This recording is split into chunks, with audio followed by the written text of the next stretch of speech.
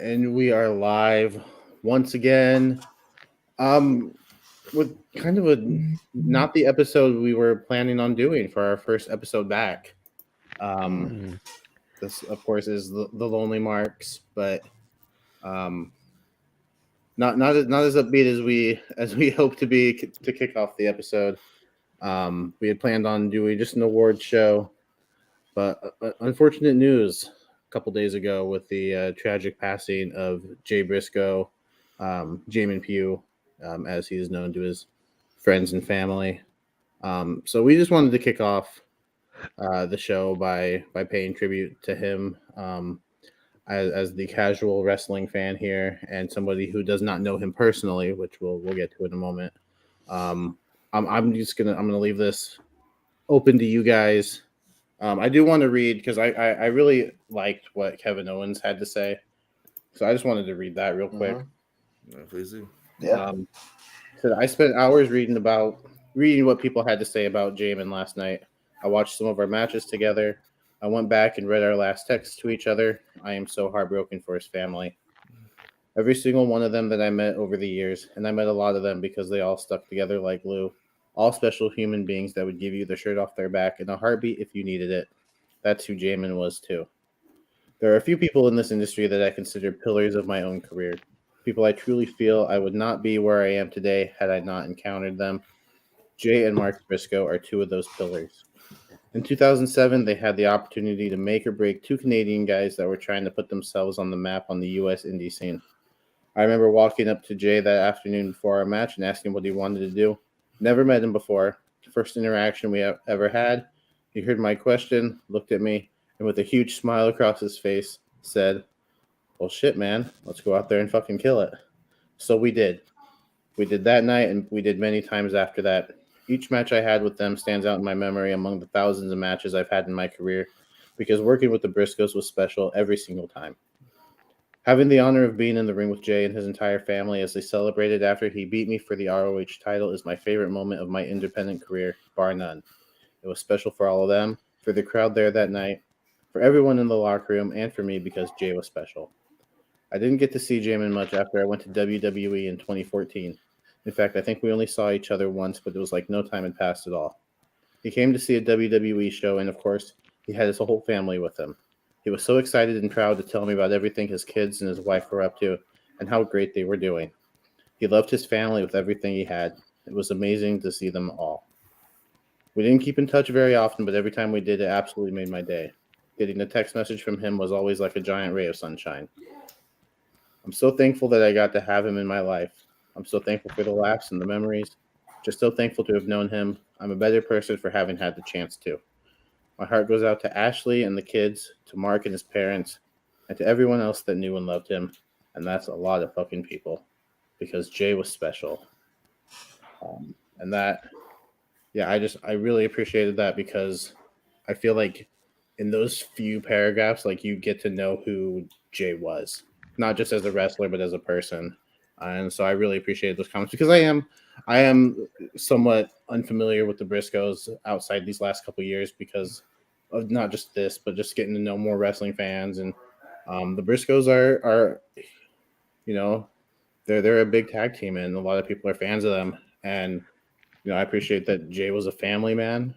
I appreciate that he was important to a lot of people because he it sounds like he was selfless in the ring, and just people enjoyed being around him, and this is a big loss. So yeah, when Jordan shared the news, I was shocked.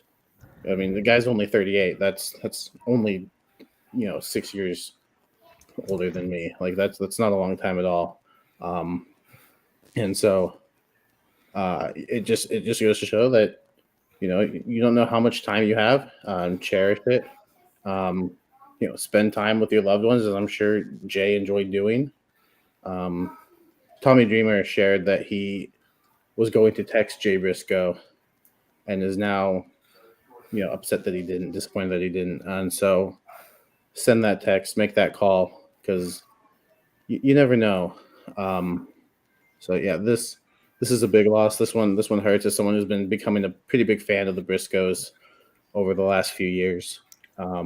So not the way we wanted to start the episode, but here we are. Austin, I know you shared the ring with him, and not only the ring, but some times with him outside the ring. So why don't you? So this has been hitting a lot because as wrestling fans, unfortunately, it's not a good thing, but we're kind of used to hearing news about, unfortunately, wrestlers passing away at an earlier age, because of what maybe some things they do outside the ring or, health problems that they have. And it's not a good thing, but we're kind of used to that. But when ones come out of nowhere, like Jay, where it's just like a car accident where the guy's still, prominently working. I mean, he just had, as we'll talk about later, candidates for match of the year this year, like he's still very much active and very much very popular. But yeah, it's I met the Briscoes back when I was 21. So this was like 2005 or 6. I went over to England for my 21st birthday. I just wanted to do a trip to Europe, and I kind of built it around. At the time, Samoa Joe was doing his sort of farewell tour before he broke off in the Indies permanently. So I went over there and kind of planned a thing where I was going to meet up with a friend of mine from online, and we were going to see some of the shows. So we get to Manchester. The shows were in Liverpool. We were staying in Manchester, right outside of there. And we get to the hotel, and all the Ring of Honor wrestlers were like in the lobby. And it was like kind of crazy. Like we didn't plan it that way. They just were.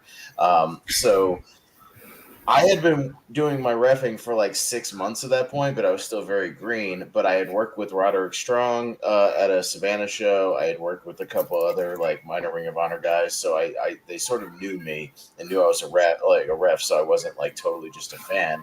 So they knew I was cool.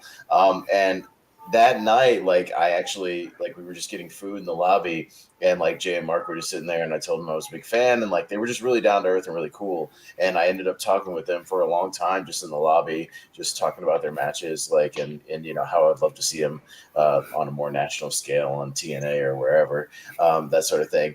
And then ended up actually riding this train to the shows, with them.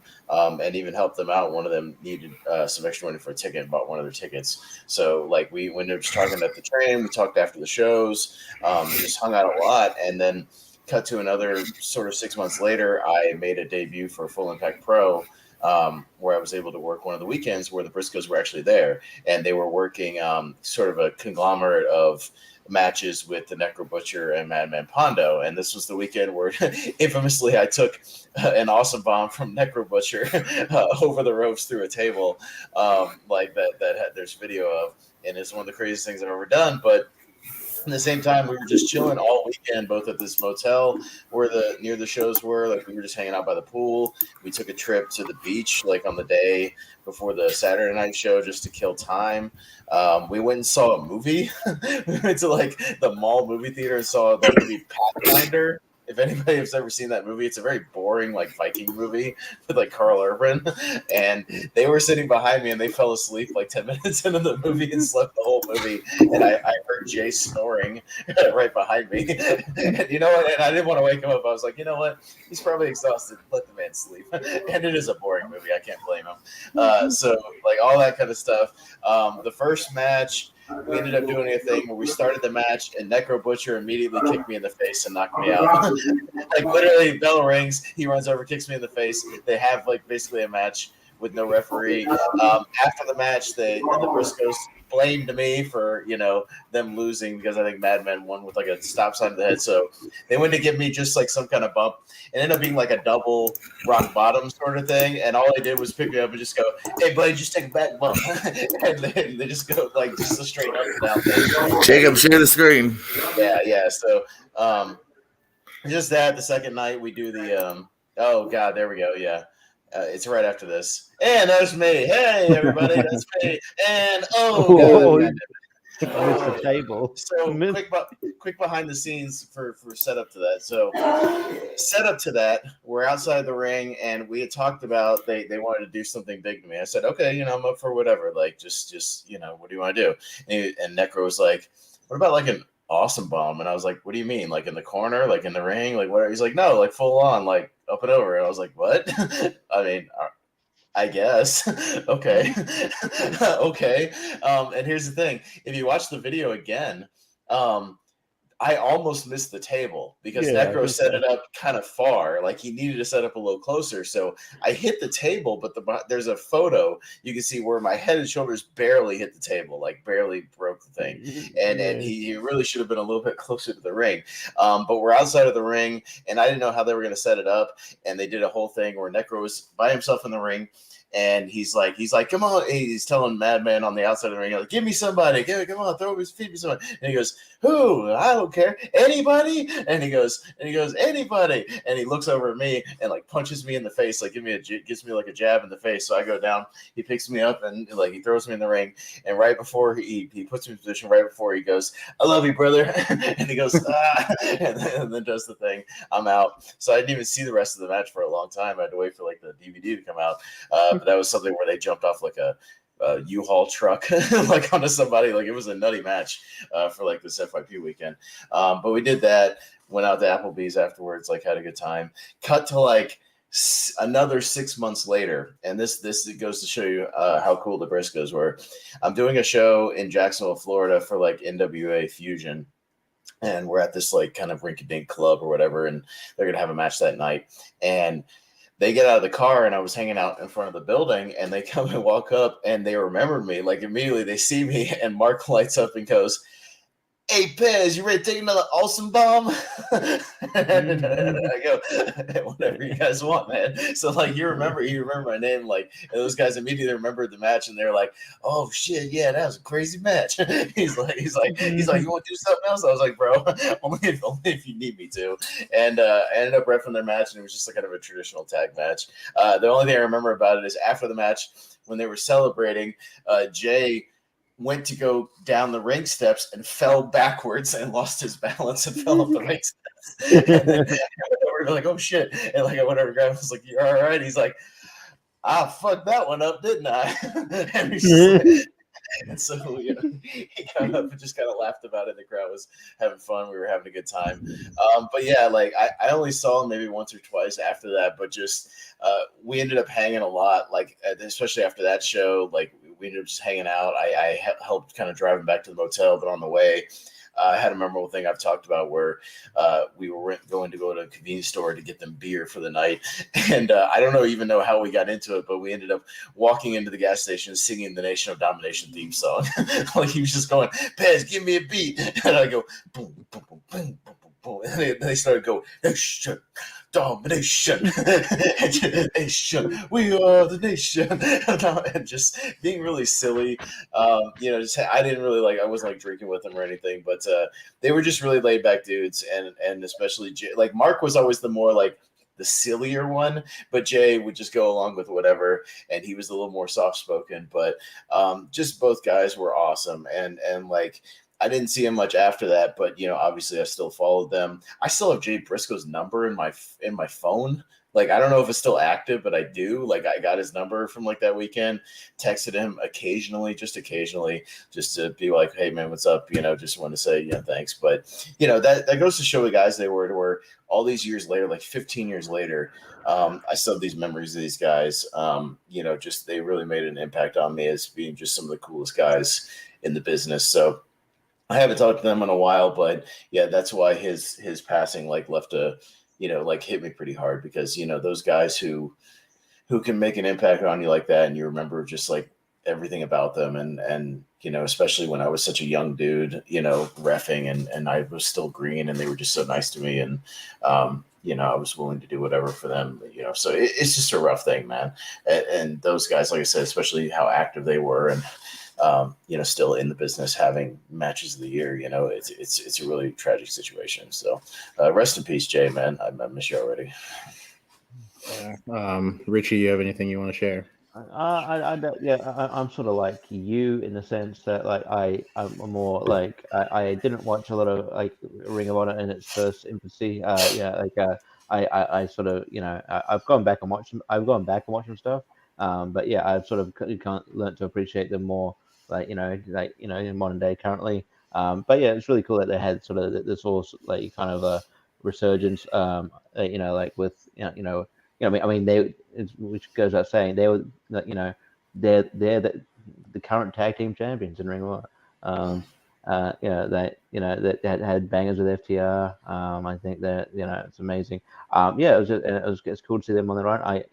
I even went back and watched I think there was a on pay where Jay Briscoe defended the world his title against Mark Briscoe, and that match is insane.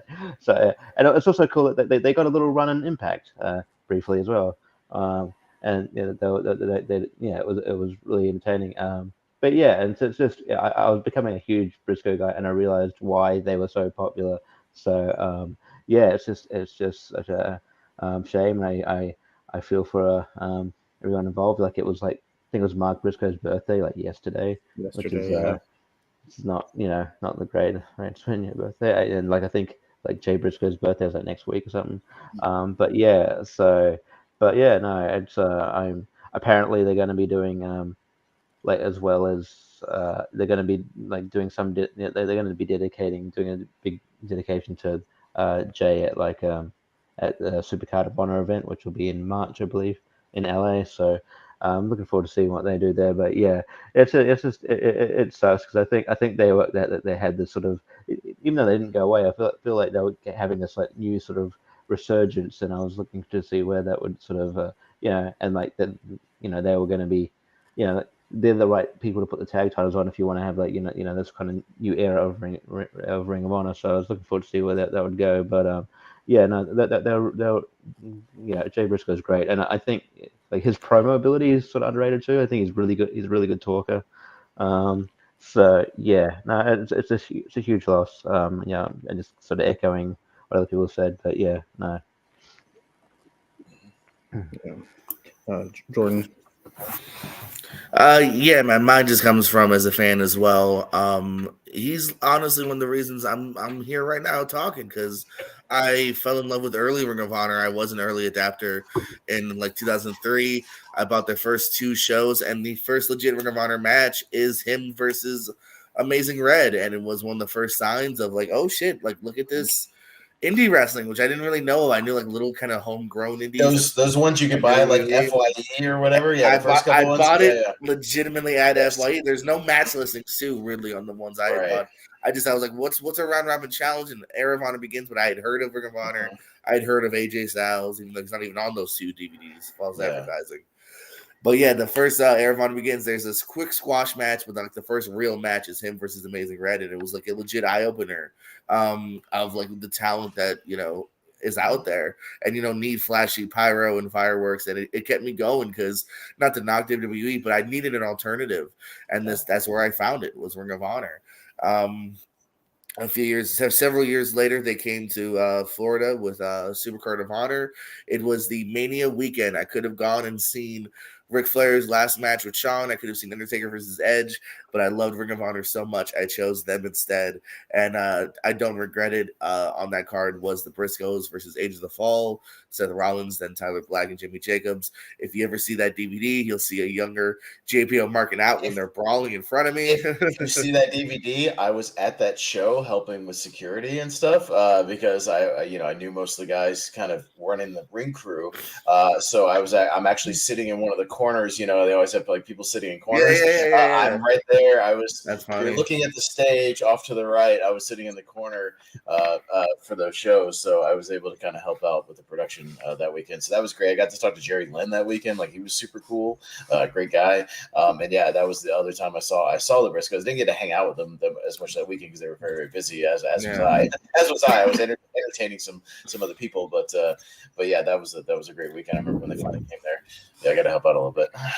Yeah, so check that DVD out. You'll see Pez in the corner when they brawl. You'll see me clear as day. Like it's totally into it, marking out. When they're fighting right in front of me. So yeah, just it sucks from a greedy fan level because they were the match of the year for me last year.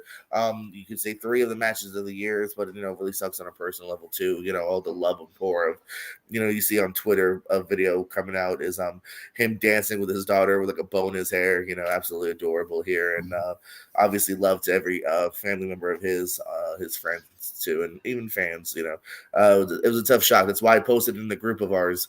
It was just because I felt like I had to tell somebody. Like I wanted to talk about it. Because it was definitely a shocking. Very sad that we lost a good one in and out of the ring.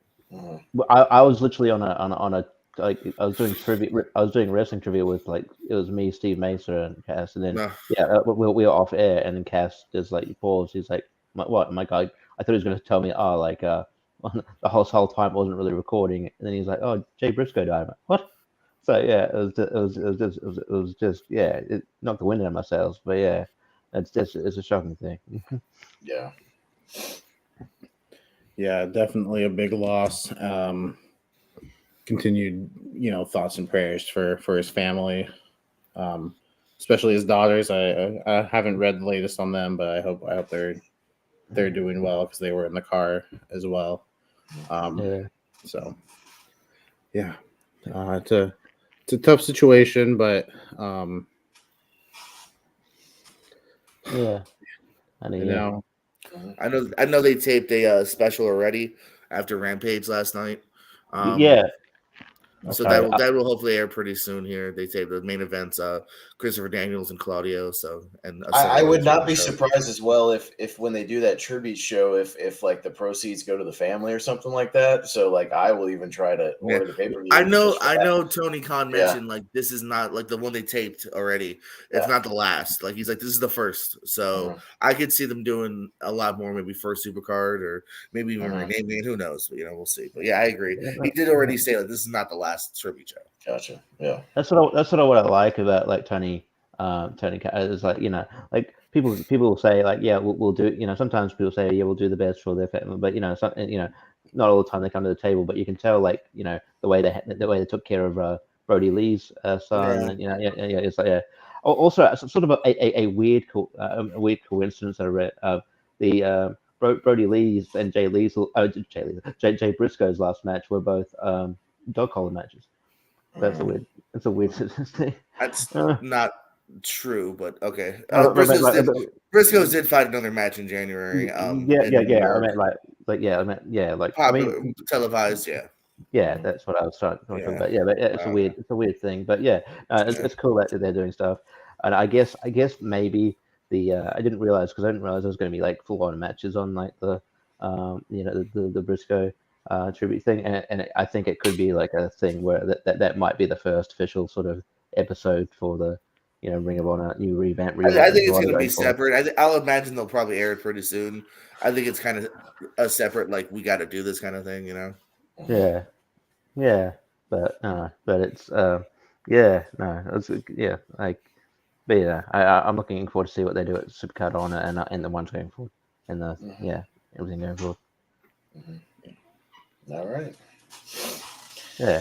I mean, it's hard to transition out of this, but but you got to do what you got to do.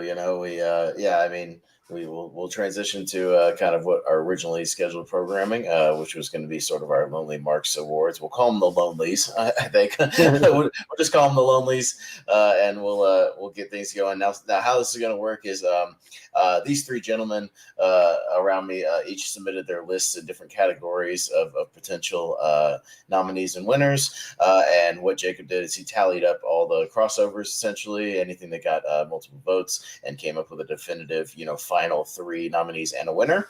And what we'll do, I did not submit any because I just did not see as much week to week as these guys do. I don't watch Dynamite and Raw and SmackDown and stuff as much as these guys do. I never missed a Dynamite yet. Oh, hey, awesome. I don't have cable, so I can't really watch it like week to week and things or like that. Rampage. I probably would.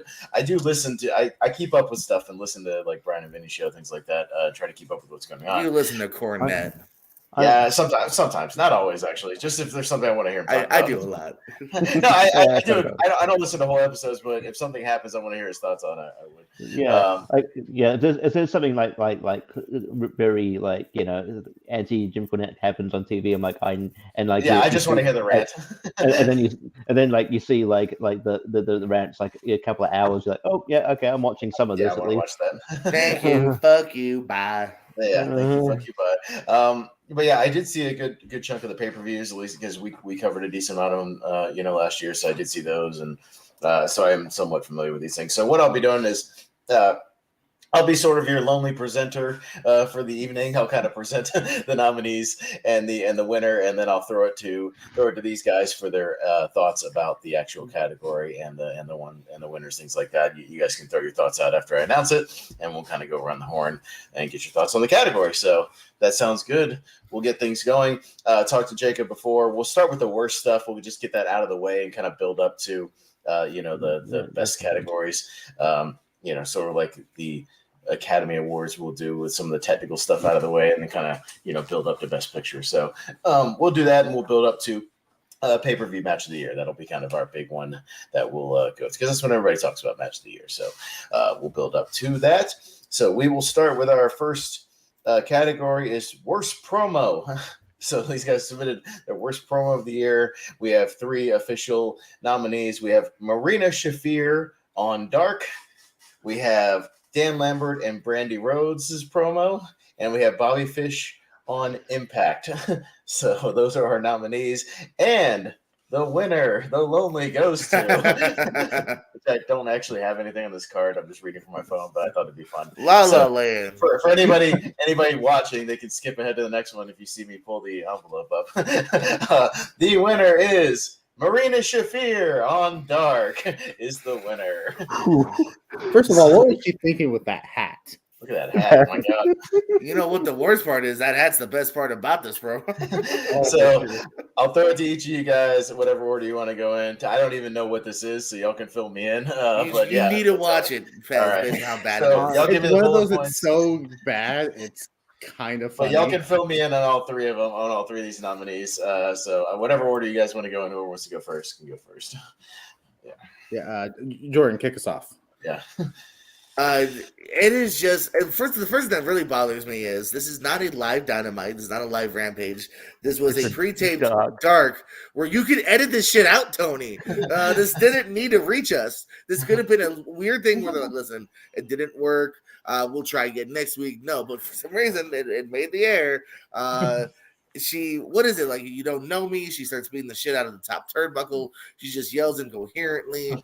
It is at just first it was we nonsense. did know her. Oh, that's right. She flip flops. Yeah, and then we didn't know her. It was you don't know me anymore. You know me. I think she was getting. It was a very confused Edge promo. Right? Oh, you think you know me? You don't know me. Yeah, it's an incoherent mess here, and it hasn't been followed really up on either. You know what I mean? It would be funny if they just went with like, you know what, she's batshit crazy, and like just keep going back to it. But no, it's nonsensical. It should not have made the air. That's what almost makes me the maddest is that this really could have been a Sunday Night Heat edit. You know what I mean? Like we didn't need to see this. and I guess the thing too is that like Marina Shafir is like with 2 people who can talk, which is Nyla Rose and Vicky. And then like, no, let her do a promo. It's weird too, yeah, because they really haven't let Vicky say all that much, and she can talk if you need her to be. She can be annoying. They are heels technically, so yeah, exactly. Why have a manager that can talk? Same thing with like Stokely hasn't talked nearly as much as I thought he would. Let these managers talk. Yeah, yeah. So I mean, yeah. Anyway, you go, Jacob. Here's the thing with this promo. I don't watch Dark. So I didn't know this thing existed. It was on both of your lists. One of you had it at the top. One of you had it second. I was like, all right, I gotta watch this. Immediately became it's my number one. I did have it as number one. I'm like, that's going to the top. This is terrible. Like Jordan said, it was on a pre-taped show. Why? Cut it. This is where you can let people try shit, but if it doesn't work, which this clearly didn't, then you cut it. I mean, that's what you can do with Dark. Give several people promo time, and then just see what you need to, cut. That's the only reason I don't watch Dark sometimes, is because I'll look at Dark and I'll go, all right, 6, 4, 5, 6, 7 matches, I'm in. When it starts to be like 9, 10, 11 matches, I'm out. You know what I mean? Or I just don't have time for it.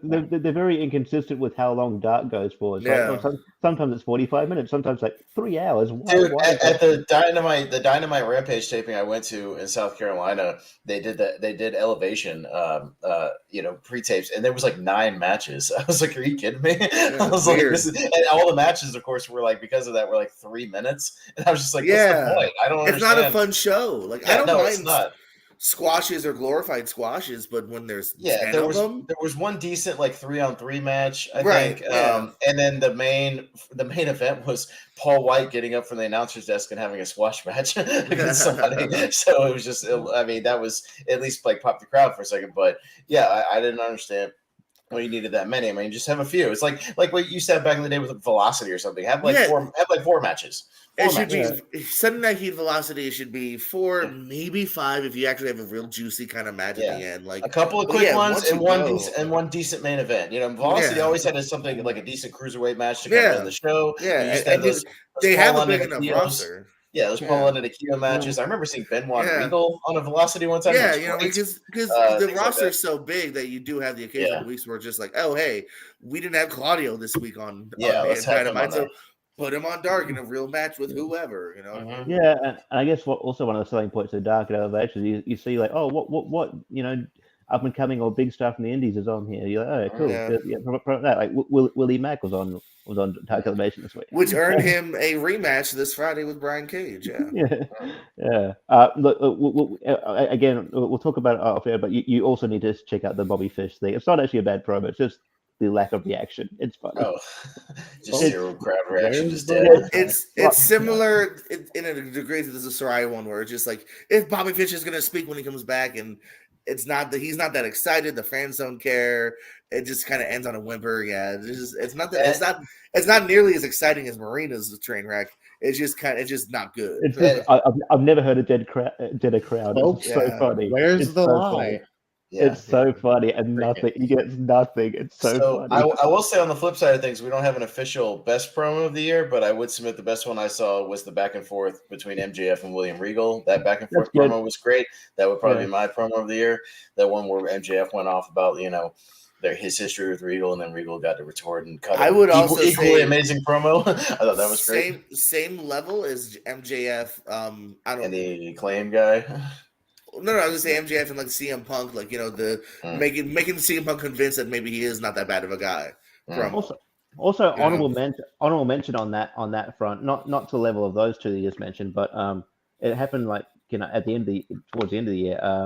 Was Tommy Dreamer and Bully Ray from Impact. That was actually a very, very good So check that out. The build up with Bully Ray and Josh Alexander was pretty decent. There's several good things. Scott D'Amore, Alexander, Bully, and Dreamer. Yeah. All right. So Marina Shafir on Dark. Go check it out. Worst promo of the year, according to the Lonelies. And we'll just get our other worst category out of the way before we get to some of our better ones. This is the nominees for worst moment of the year. We have 4 nominees. I assume there were some ties, so we have 4 in this category. We have CM Punk eats brownies. That's how I labeled it. I love that you get that. All right, that's how we have it labeled. We have Satnam Singh's debut. Okay. I forgot. We have the Jade Cargill back and forth with Lil Bow Wow. Or Bow Wow. Oh, another one I didn't think of, but good one. And we have Shane McMahon in the Royal Rumble. all deserving. All deserving. Right.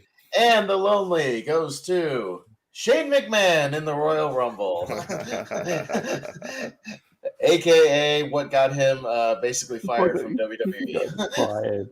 Yes. And I never love saying anyone should get fired. It's horrible. We've all probably might be fired, but good on them for getting rid of it.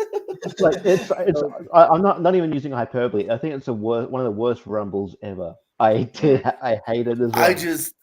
And first of all, a good Rumble you should have maybe not the most obvious winner that we've seen already do it. So that took a whimper out of it.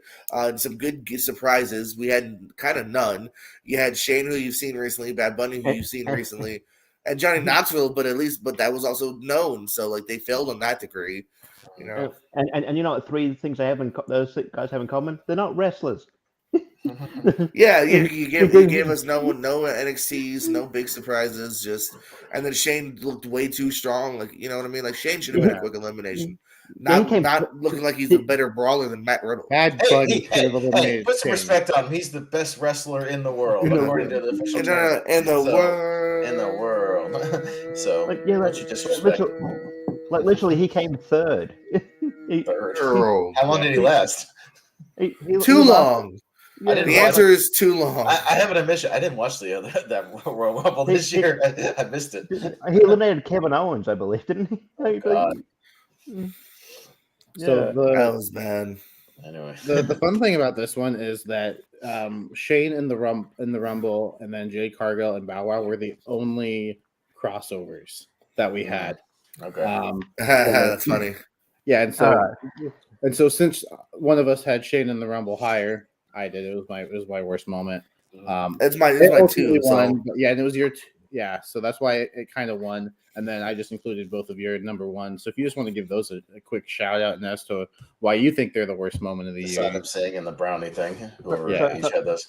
So the Sutton thing I had that because like one of the AW sort of trademarks, if someone debuts, someone they'll do the Malachi Black thing, they'll dim the lights, and you're like, oh, who could it be? And then dim the lights, and it was like, who the fuck is that? It was like you don't it was just like it was just such a whimper. It was like the worst, one of the most like just one of the most like deflating endings to a Dynamite I've ever seen. It's like you don't do that you don't do that that intro for someone no one knows.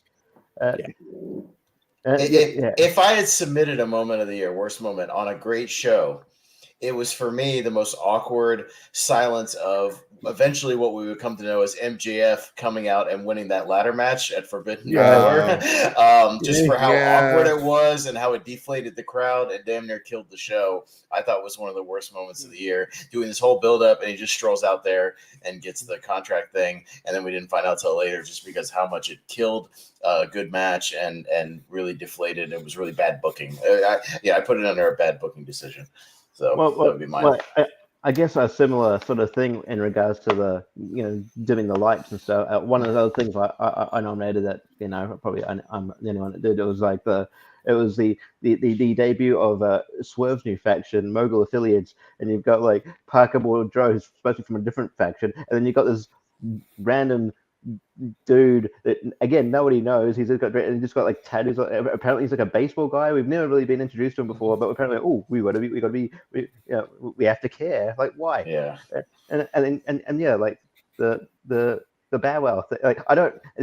Tony Khan has an obsession with 90s rappers that were something. Yeah. Stop it. We were throwing Trina for like a week.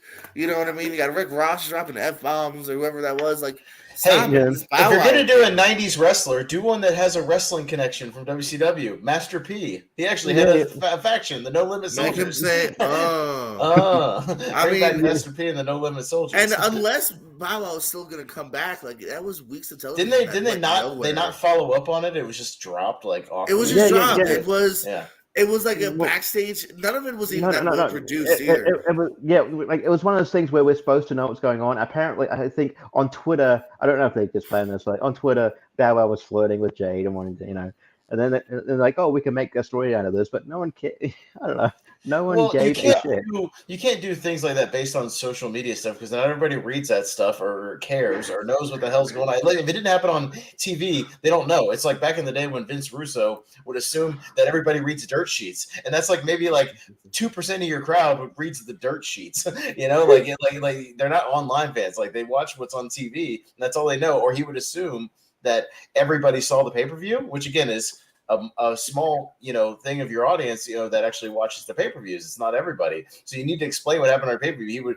He would just do shows and assume you saw the pay-per-view and just keep things going without explaining anything. It's like you gotta explain what's going on. Like you can't just jump into things. So at least anyway, finish it. Like you had the Action Bronson thing, but at least that was quick and done. Like I don't know, at least make sure you can finish it. It sounds like they didn't even have a plan here. Yeah. I also want to go. I just want to say my real quick. My other nominees were Control Your Narrative. I nominated the entire company. Because what a great mission statement. You control your narrative, but don't super kick, don't do a flip, but it's up to you. And then also I love how Braun Strowman tweeting how the company's gonna be around for years and it's dead already. Or like I'm never going. That WWE with a hellhole. I'll never go back. And he's back on SmackDown. Yeah, Cody Deaner, I love you, Cody, but murdering Eric Young. Stop murdering people. Impact. Stop it. You can write Eric Young off in a different way. You don't have to murder him with a knife. Lacey Heroes come back and then gone, and now she's come back again. And then CM. Well, yeah, because it's weird. Like you book yourself. If you kill people off, you book yourself in a corner. Like, wasn't there a few years ago where I think it was Bram or was it James? So like threw Mickey James in front of a train. I believe it. I don't even know this, but I know Eddie Kingston murdered a child at one point, and he was stabbed. And I love listening to Brian Alvarez review NXT because he was like, I guess this person is dead. They're murdered, so they're never coming back, right? Apparently, they murdered a person, so I guess we'll never see them ever again. Until SmackDown. Yeah. What the weird thing about the Eric Young thing is apparently he's signed with WWE, so he might be in the Rumble. It's like, oh, he's murdered. He's back. He's back there. I don't see him being in the Rumble because I don't know if that name is big enough, but we'll see. I like him in general. I hope he gets something good. I don't know if he's going to be a trainer either. But yeah, my number one was CM Punk eating brownies just because when you think about it, it was the most devastating blow to wrestling, I think, in this last year because what a high we were on a year ago. CM Punk's back. Oh my God, it was a moment, man. It was a moment. I was with my friends. It was his wife's birthday, and he was still like, baby, me and Jordan are going to watch wrestling for a little bit. You know what I mean? And he would never normally do that, but it was a moment. It was a feel-good moment. And watch CM Punk from the scrums a year ago. He's smiling. They're hugging. It's a good time. And then now he's just fucking angry. He wants to yell about Colt Cabana. I love, too, that, they move on at one point, and he goes, another thing about Scott Colton. He was so salty, so mad. Yeah. And because of it now, it's such a whimper ending to his run. It's a whimper ending to his run in general, a guy that I absolutely love. We'll see. Maybe there's still hope, but for now, it was a pretty bad segment where just people, no one's not at fault here. He's at fault. Omega's at fault. The Bucks are at fault. So all four of them should have just grown up a little bit. You know what I mean? Be business people, but they couldn't. I loved how he plugged the bakery there. That was funny. It's in the new Wrestling with Trivia intro. Yeah, they're closed on Sundays. They close them out on Tuesdays. All right, so we'll go to our next. Our next award will be for Most Improved of the Year. Our nominees this year are Wheeler Yuta. We have Powerhouse Hobbs and Mandy Rose. And the Lonely goes to Wheeler Yuta. Nice, that was my number one. Yeah, I would actually agree with that. A guy who I 2 years ago was watching down in Greenville, South Carolina, here at Pro Wrestling Turbo shows, who was and actually was still making appearances even after he did some dark matches and stuff. So props to the guy. He's a great worker, and he's had some outstanding matches this year. He had a great match at the Dynamite I went to in South Carolina. He was mega over when he had his match. He was really, really good, and he's been just nothing but he's been on fire this year. So I didn't vote in this, but I would definitely he would probably be my vote for sure. He was my number one. He was Jordan's number one. Nice. Richie had him at number two. So Dick. Fairly easy one. I mean Mandy Rose was another good choice. Just that is a good choice. Mandy Rose, my number one. Yeah, and then Powerhouse Hobbs was another crossover between all three of us. So, I love the work he's been doing. And I especially since he's broken off from Ricky Starks. I think I hope they do more with him. I would love to see him as a TNT champion eventually. Maybe even not win the world championship, but at least fight for it. I think would be cool. I think he's entertaining enough. But yeah, Wheeler Yuta.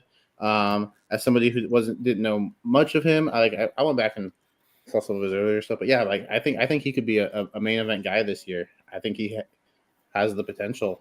So yeah, I think it was an easy choice for most improved.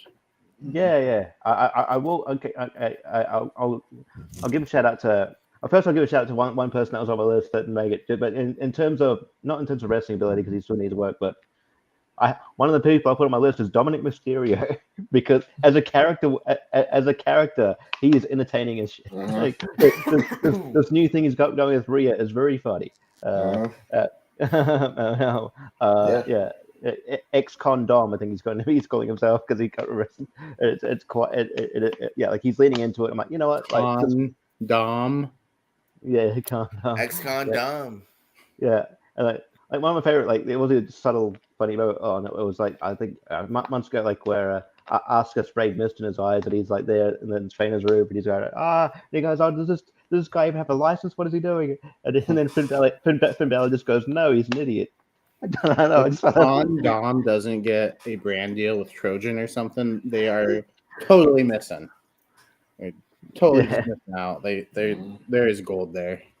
But yeah, I think I should also mention, like Mandy Rhodes. I think she's not, controversially, she's not in the company anymore. But like she killed it at NXT. Like she wasn't even really known as a wrestler. She's before the pandemic, she was like hooking up with Otis, having okay matches with Sonya Deville, and then they take her back to NXT. I'm like, oh, that's interesting, and they just give her this more like dark edge character, and she improved dramatically in the ring. And yeah, I was like, holy shit! Yeah, it's a definition of improved. Actually, it's completely different. Like it's night and day. And I think she had a really good run. So yeah, I think she was worthy of putting her on that list. Yeah. No, it's a good list here. Other honorable mentions I had was the Ass Boys.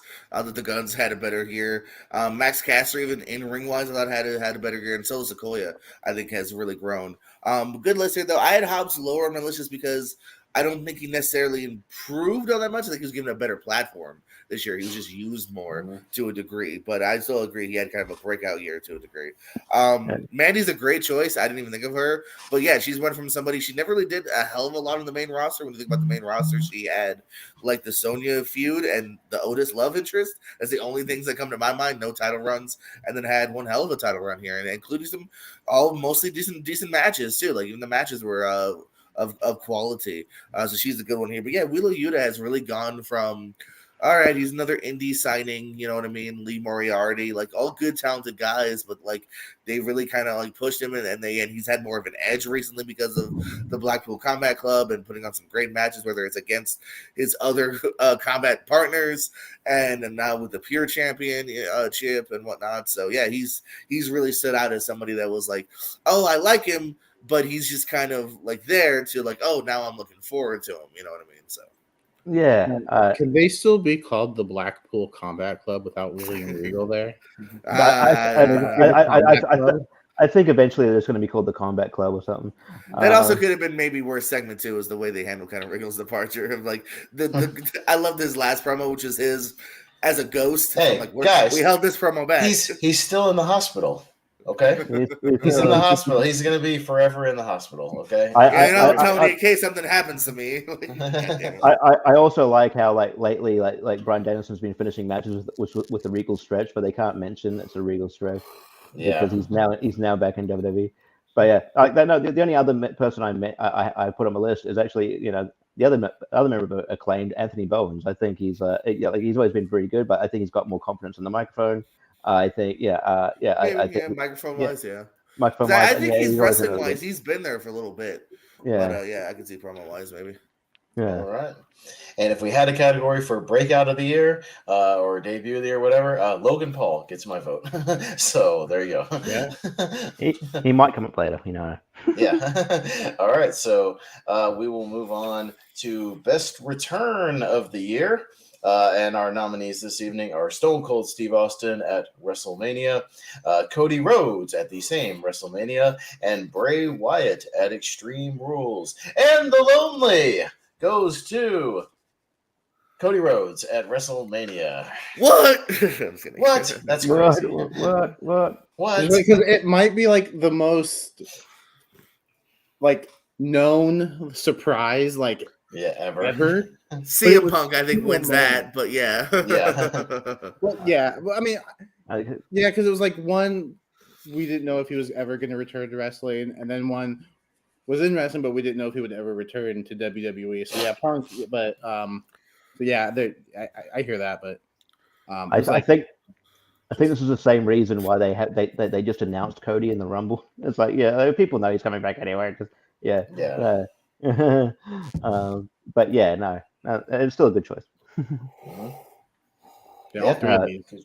Good choice. yeah. Like, Like yeah, you said, like, pretty yeah, obvious. like, I mean, yeah, like the crowd, you know, like, yeah, I think Cody's a good story because he left WWE like as sort of like, you know, people respected, but he was like, you know, kind of just seen as a mid carder. He, you know, built himself up like you know, as a, huge star on, like, you know, the Indies, and you know, and then you know, and Ring of Honor, and then, you know, and all these other promotions, and then, you know, start AEW, and then, yeah, like you could tell like how big of a star he made himself when that pop, and yeah, yeah, like it wouldn't surprise me if he wins the Rumble. So yeah, no, it's definitely a good choice. But I mean, yeah, the other two, like, you know, like Bray Wyatt, the pop there, I think you know, it's a memorable moment in an otherwise okay pay per view. Yeah. So, but yeah, the way that was brought, yeah, it was just really well done. And yeah, again, it was always kept secret because it was hard to get secrets in Atlanta Dirt Sheets, but yeah, that was really fun. Yeah, and Austin, yeah, that was a special moment. You could, not just a special moment for the fans or anything, probably a special moment for Kevin Owens, just being able to have his match. But yeah, I mean, you know, obviously Kevin Owens carried the match, but you know, Austin looked fine. So yeah, it went longer than I thought it was going to do. Yeah, no, good picks here. Yeah, Bray Wyatt. I mean, it was still a really fun moment here. You know, that first initial entrance. It's been a little bit of diminishing returns since. So maybe that's why it's lower on my list here. What are you Cody, talking about? You're not looking forward to the black the pitch we'll black see. match? We'll see. I'm No, interested to see how they actually pull that shit off because on paper it's not so great. Yeah, I'm sure it'll be just as good as every blindfold match that's ever been done. I think it might just be it could end up just being a blindfold match. I mean, that is pitch black. That's according to them anyway. remember You the guys great. know what happened last time they had a specialty match because of a sponsor? Yeah, Extreme Rules Zombie Lumberjack. Jesus Christ. Another one where people were murdered. Wasn't the Miz murdered in that? And Bray Wyatt's special attraction matches always work out great, right? Whatever that fucking haunted house match was or whatever. Everybody remember that? Haunted House, the thing with Randy, I was also say even Mania, where they were like showing cockroaches on the mat. Oh, yeah. That's supposed to be scary. Goo. And it's Brian Alvarez's favorite word, goo. Matches with goo coming out of people's heads. Yeah, but that Randy Orton match where like it was during the day in the arena and he fucking gets out of the limo. It's nighttime. Pitch nighttime. Yeah. It's like, what the fuck? Yeah. Oh yeah, who could forget that classic blindfold match between Chris Harris and James Storm at Lockdown? Oh my god, in the cage. Jesus. And in general, like you could have we could fuck around on maybe like a Raw roulette. That's the only time we should do a blindfold match. Never on a pay per view. Yeah.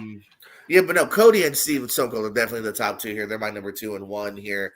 Cody went off without a hitch. Other than the injury, like, it's kind of been a perfect return here. Huge pop. He got to keep his music. He's the American Nightmare. He's got the same gear. He literally is the same guy that we knew in AEW, but now back in WWE. Beautiful promos here, and some great matches here too. You know, Hell in a Cell was great.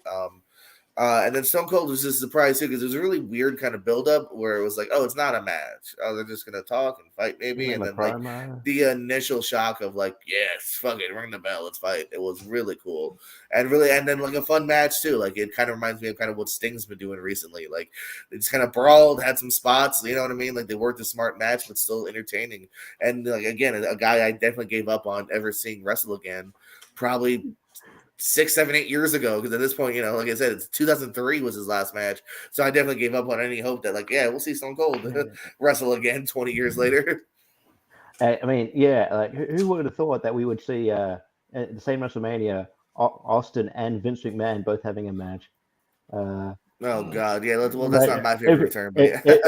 if we did a worse matches, there'll be no contest. It's him and him and Pat McAfee. Yeah, WrestleMania worst thing ever of the year. Unnecessary shit to put Vince over. Yeah. Other shout outs too, by the way. Lita's return was kind of cool. She had a nice little singles match, and Bailey. I was definitely happy to see Bailey back. Yeah, and I guess I'll give a shout out to Saraya's return. Yeah. If that promo was better, I would have agreed. Yeah, the promo was better. Like, there's still a nice pop And that and match a was nice better. moment. It was a nice moment. It was a nice moment, nice pop and everything. And also, again, the pop could have been better, but it was good. I would also give a honorable mention to Johnny Gargano from Raw. Yeah, again, it's the way he's been back though. Like, you know, they made him very kind of gimmicky and involved in the Dexter Miz thing, and now he's hurt again. Unfortunately, yeah, another one where I probably would have been higher if they had actually just let him. I don't know, have a good feud. I also put MJF, but like that was just because he's not gone long enough. No. I know. But like, yeah, but like again, I feel like if they didn't do that ladder match, it would have been a bigger. I feel like the CM Punk thing overshadowed that as well, unfortunately. Probably a good thing it overshadowed it because we were less worried about that shitty ladder match because we were talking about Punk being weird. Yeah. All right, we'll move on to best overall promotion of the year. This one can be fairly quick because I mean, you know, you don't want to cover like their entire history, but I mean, it's pretty much the three major ones: WWE, All Elite Wrestling, and Impact Wrestling. No love for Major League Wrestling. Come on, guys. No Major League Wrestling, no GCW. You were the only one. Yeah. All right. And the lonely goes to AEW, All Elite Wrestling, for promotion of the year. So it was really close between AEW and WWE for me. I think had Vince retired and Triple H been put in charge just a few months earlier, maybe I would have flip flopped. But yeah, no, I think AEW has just killed it with the weekly shows, with the pay-per-views, and yeah, I think they've had a great year. I'm looking forward to what they do this year.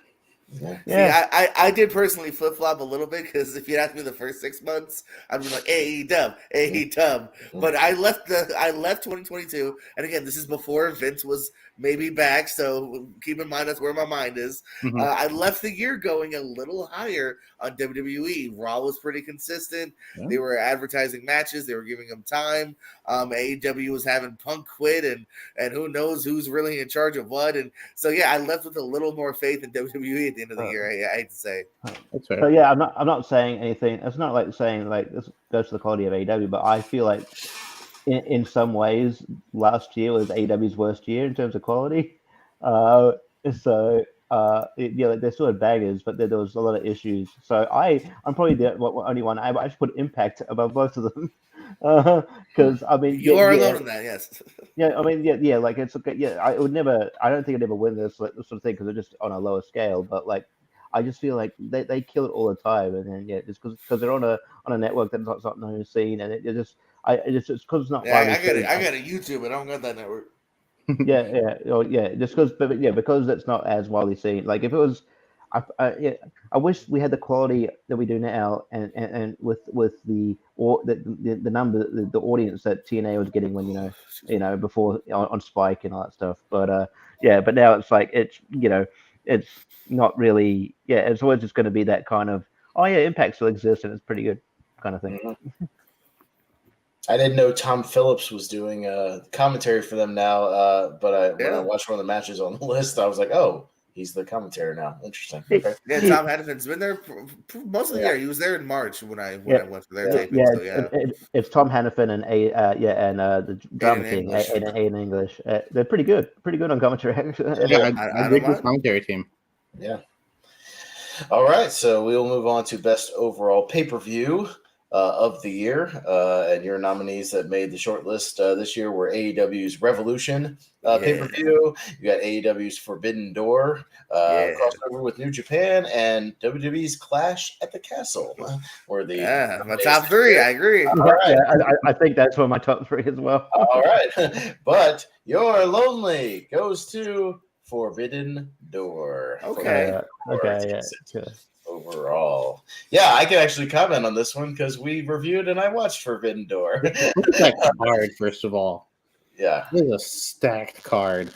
that card, but it was Not as good as Revolution, but yeah, it's a good It, card. it was a good thing and a bad thing because that was a show where we all agreed the show was like an hour too long and it did kind of drag at certain spots and probably could have been cut a few matches short overall. But yeah, there was every other match was a banger, and yeah, one of my favorite matches of the year that we'll talk about soon. Orange Cassidy and Will Ospreay was on that show. I thought that was great, and there were some good 3-way matches and things, and yeah, it was good overall. I just thought it kind of lost steam going 4.5 hours, and just it could have been cut short, but it was still a very, very good show.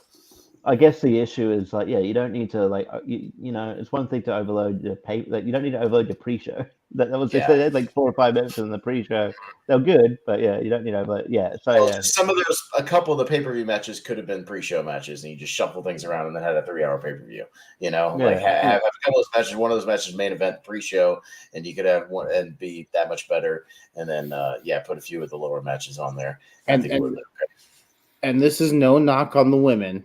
But if you're doing a AEW New Japan, Thunder Rosa versus Toni Storm probably doesn't need to be on the show. Probably main evented the pre-show. Yeah, probably. Yeah. Yeah. These were the top 3 for all of us actually. So most of us, I think, I happen to have Forbidden Door number 1.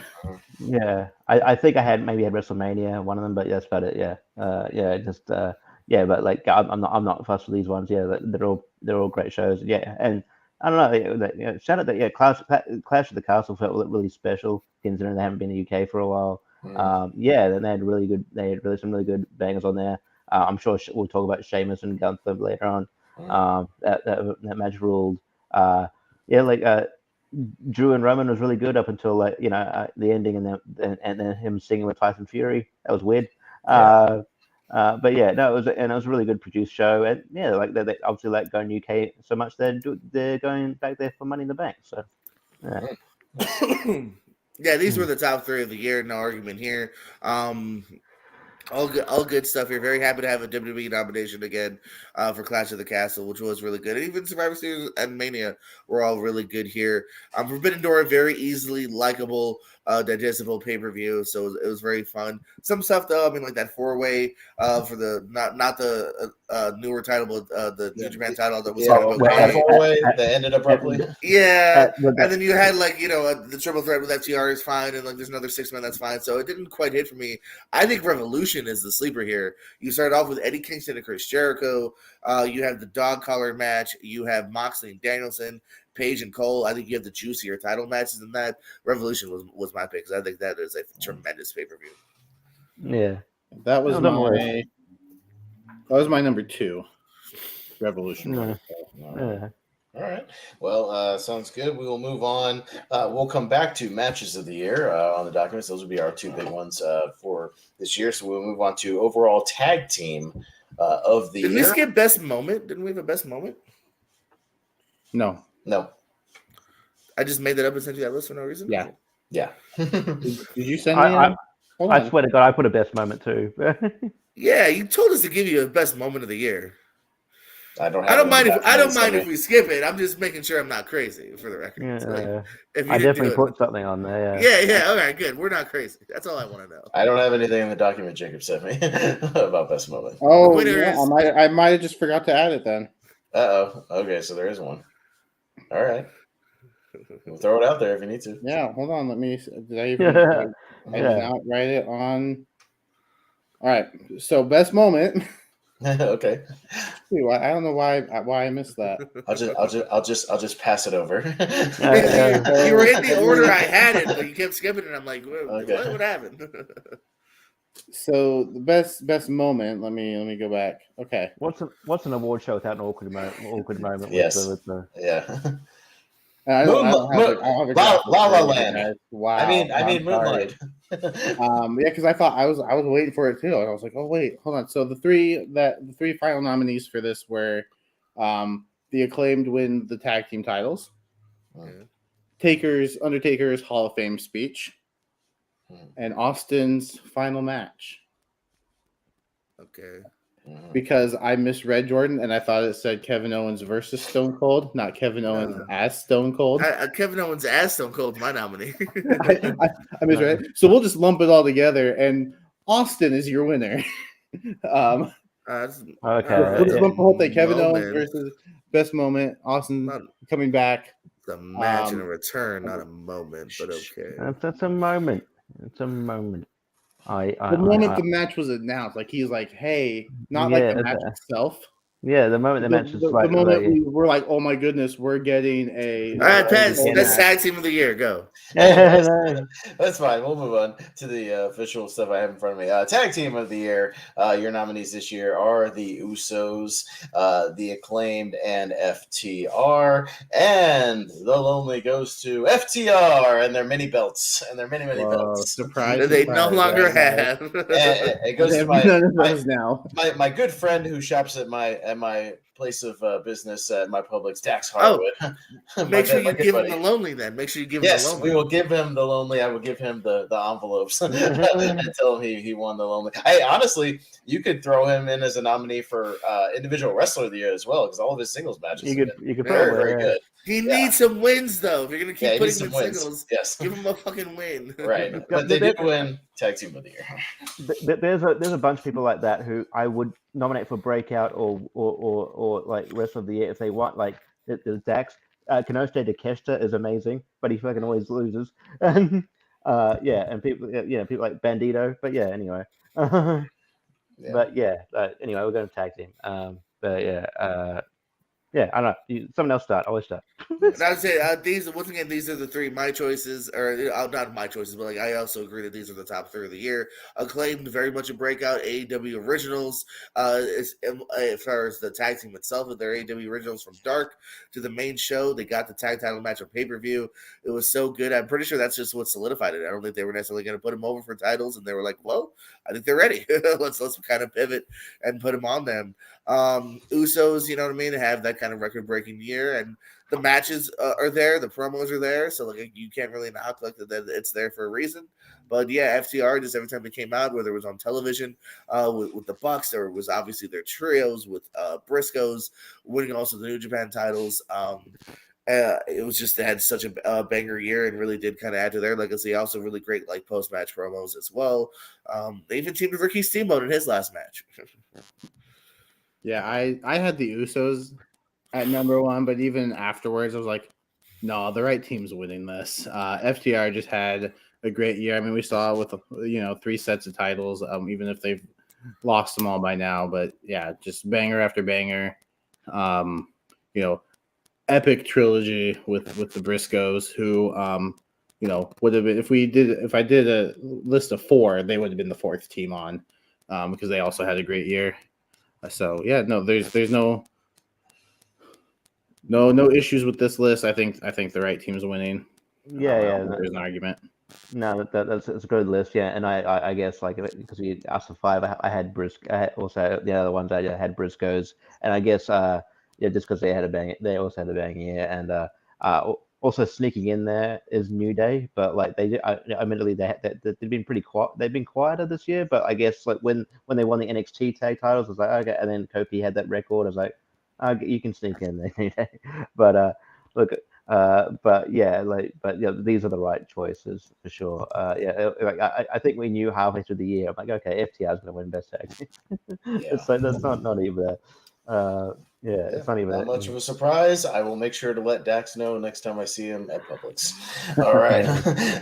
What a great honor. All right. We will move on to female wrestler of the year. And your 3 nominees for this evening are Jordynne Grace, Bianca Belair, and Mandy Rose.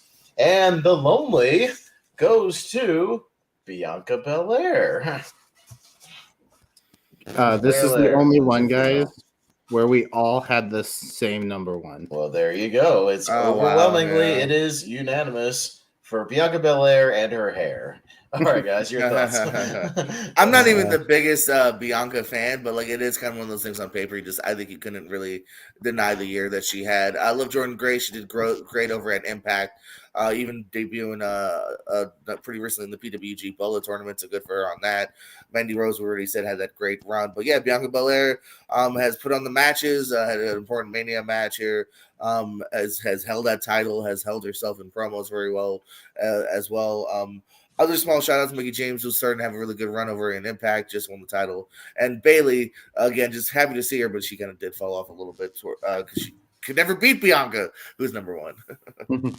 Yeah, no, I thought it was a solid list. I also had Jordan Grace. I think she's been doing great things over at Impact. She's one of those people, like, if her contract ran out in Impact, I feel if Vince was still in charge, he'd be like, oh my god, and just because the way she, and just like, and yeah, I don't know. She's muscly and has brown hair. She doesn't have huge blonde boobs, so I don't know. Yeah. But yeah, she's she puts on bangers, and yeah, like she made a debut in PWG wrestling her husband. On Bowler wrestling Jonathan Gresham, which is it's a decent match. The only other people I mentioned, I think it had Becky Lynch in there. Again, like she was out for a bit of it, so you can't really it didn't to her. But and then I think I had Toni Storm as well, because she did win the championship. Although another person I had in there is Jamie Hayter. I think I had her as well. Yeah, she'd be good for breakout of the year. Maybe that's one we include next year is breakout. Breakout and best promo we said. Yeah, I feel like Toni Storm got kind of the rough in a sense, because she was champion, but she was just known as interim the whole time, and then like she loses it, and then they're like, oh, we're gonna make Jamie Hayter the champion. I'm like, what the fuck? I know that they did say too. Oh, and also Tony's shit will count retroactively. Which is like cool. A little too late, but cool. They should have done that earlier. Like I don't know what's going on. I couldn't put Thunder Rosa. I couldn't put Thunder Rosa in there because I couldn't. She was out for half the year, and then her disappearing. Yeah, and that she's disappearing. I don't even know if she's coming back. I don't even know what's up. I don't know if she Yeah, and I guess because it's AEW and they like to I sometimes overly push her. I had Britt Baker in there as well, just because I do feel I love Britt Baker, but I do feel like they put too much emphasis on her. I love her. I don't think she had that great of a year. I think next year maybe. Yeah. All right. Sounds good. We will move on to the opposite of that. We will go to the male wrestler of the year. And your three nominees for this evening are MJF, Maxwell James Friedman, Jacob Friedman. What? Jacob. What? You said James. James. Whatever. I don't watch as much as these guys do. What are you going to do? All right, MJF. You have Roman Reigns and John Moxley. Okay. I thought you were going to say Cena. No. John Cena and his bald spot did not make the list. For his two appearances. Shouting spots left and right at the top of his lungs. All right. And the lonely goes to the head of the table, Roman Reigns. No, MJF, Max, John Freeman, you got screwed. You know what? I didn't have him in my top 5. That's what brought him down. Dick. I don't know what it is about MJF. I don't get the appeal. Oh, it's 2 of the best promos of the year, some of the best matches of the year. Yeah, promos are fine. I don't think he's the greatest wrestler. I don't think he's. I mean, when you look at what Roman Reigns did throughout the year, I think to me that's just more memorable for me personally. And just some of the other ones I had ahead of him, I think Seth Rollins had a really good year despite all the losses. I think as a character and just entertaining and like match after match, like he was putting on good performances, so I had him. I think Josh Alexander really carried Impact for a majority of the year. This might be I also had John Moxley, and then I think Claudio had a really solid year too, so I had him on my list. I think those 5 for me, I would put MJF 6. I honestly would. These 5 to me I preferred throughout the year. So but you guys had him. One of you had him 1, one of you had him 2. So that was good enough to put him in the top. I had him 5. I had him 4. Yeah, cheater. No, Oh, you you had did Roman, I everything said else John. 1 through 5, and then you sent that 5 through 1. Are you kidding me? All right. Well, you still said MJF was robbed, so I think you liked him. So All right. Well, yeah. Roman Reigns still wins. But yeah, like Roman Reigns is a good. Hey, for what it is, I'd vote for Roman Reigns too. Sorry. No, he's my number 2. Yeah. Like, there's the head of the table. Again, if you had told me, a couple years back that I would be so high on Roman, I would have douded you. But the heel turns worked. Who knew turning him heel, which is what we've been saying, would make him better for like 7 years, would be the thing to put him over. Wow, Yeah. we've been saying that for years. He's much more interesting. You wouldn't know that, like, years ago, that he'd actually like, as a heel, he's a good promo. He can talk. Yeah. But yeah, like, so yeah, like, I mean, yeah, I had him on the out before, but like, also had, like, I had number 1 Moxley, number 2 MJF. I had Sami Zayn on there. Just he hasn't in terms of wrestling, no, but like, he's got himself so over. Like, yeah, I and he's one of the best parts of the bloodline. So I'm looking forward to seeing where that goes. I don't know that Roman Reigns is as entertaining as he is without Sami Zayn. Yeah. Yeah. Well, that's my only other qualm for Roman, is that I do feel like he has definitely helped via those around him, especially in 2022. Because in 2021, the gimmick of the head of the chief with the Usos and everything was still kind of new and fresh. Now I think he is elevated because of the Sammy parts, because of Paul, because of, you know what I mean? Because his promos, while they're good, they are kind of one note, and he is just kind of able to be carried via other things happening around him to a degree. Yeah. But yeah, I mean, I'd be an advocate for Sammy. Like, they just, I know they're probably going to go with Cody, and I don't know they're obsessed with doing The Rock. That doesn't need to be for a title match, but I would do Roman and Sammy at Mania, but they're probably going to do that Elimination Chamber because that's in Canada apparently. But just one other shout. I also mentioned number 5. He's never going to be number 1 because no season. But number 5, I had Mike Bailey. Mike Bailey is crushing it in the bay. He's having bang after bang. He's a great wrestler, and he'd be a great pickup for any guy. But yeah. Yeah, if we had done Breakout, Bailey might have been very high on my list here. I also had Josh Alexander, as kind of Jacob mentioned before. The dude had the year I thought he would have, once he won that world title, so good for him. Sami Zayn, I think, absolutely needs to be in discussion. Maybe if you want to say best wrestler, although, hey, Knoxville, match of the year. But definitely one of the most entertaining people of the year, one of the funniest, laugh out loud moments of the year. A couple times have been because of him. Roman, as I said, I do agree. Adding to that legacy here. Again, not only would I have been surprised that I said a couple years back about liking Roman, but especially if you told me, also his reign's gonna last fucking forever, I really would have been like, there's no way I'm gonna enjoy it then. So the fact that it's still kind of decent is good for him. But yeah, I just thought MJF 2 is definitely worth shouting out here. I thought had some of the best promos. I love his feud with Punk here. The downing point was the way he kind of won that number 1 contendership was weird and did kind of damper on the match itself here. But then he came back with a really good match to get the title. Yeah, and I don't know what I should have added Sami Zayn to my list as well. I bet he's still on this list if we do this again next year. I bet he's still on the list because I'm predicting a tag team title win at WrestleMania this year for Sami Zayn. Yeah, that's probably where we're going.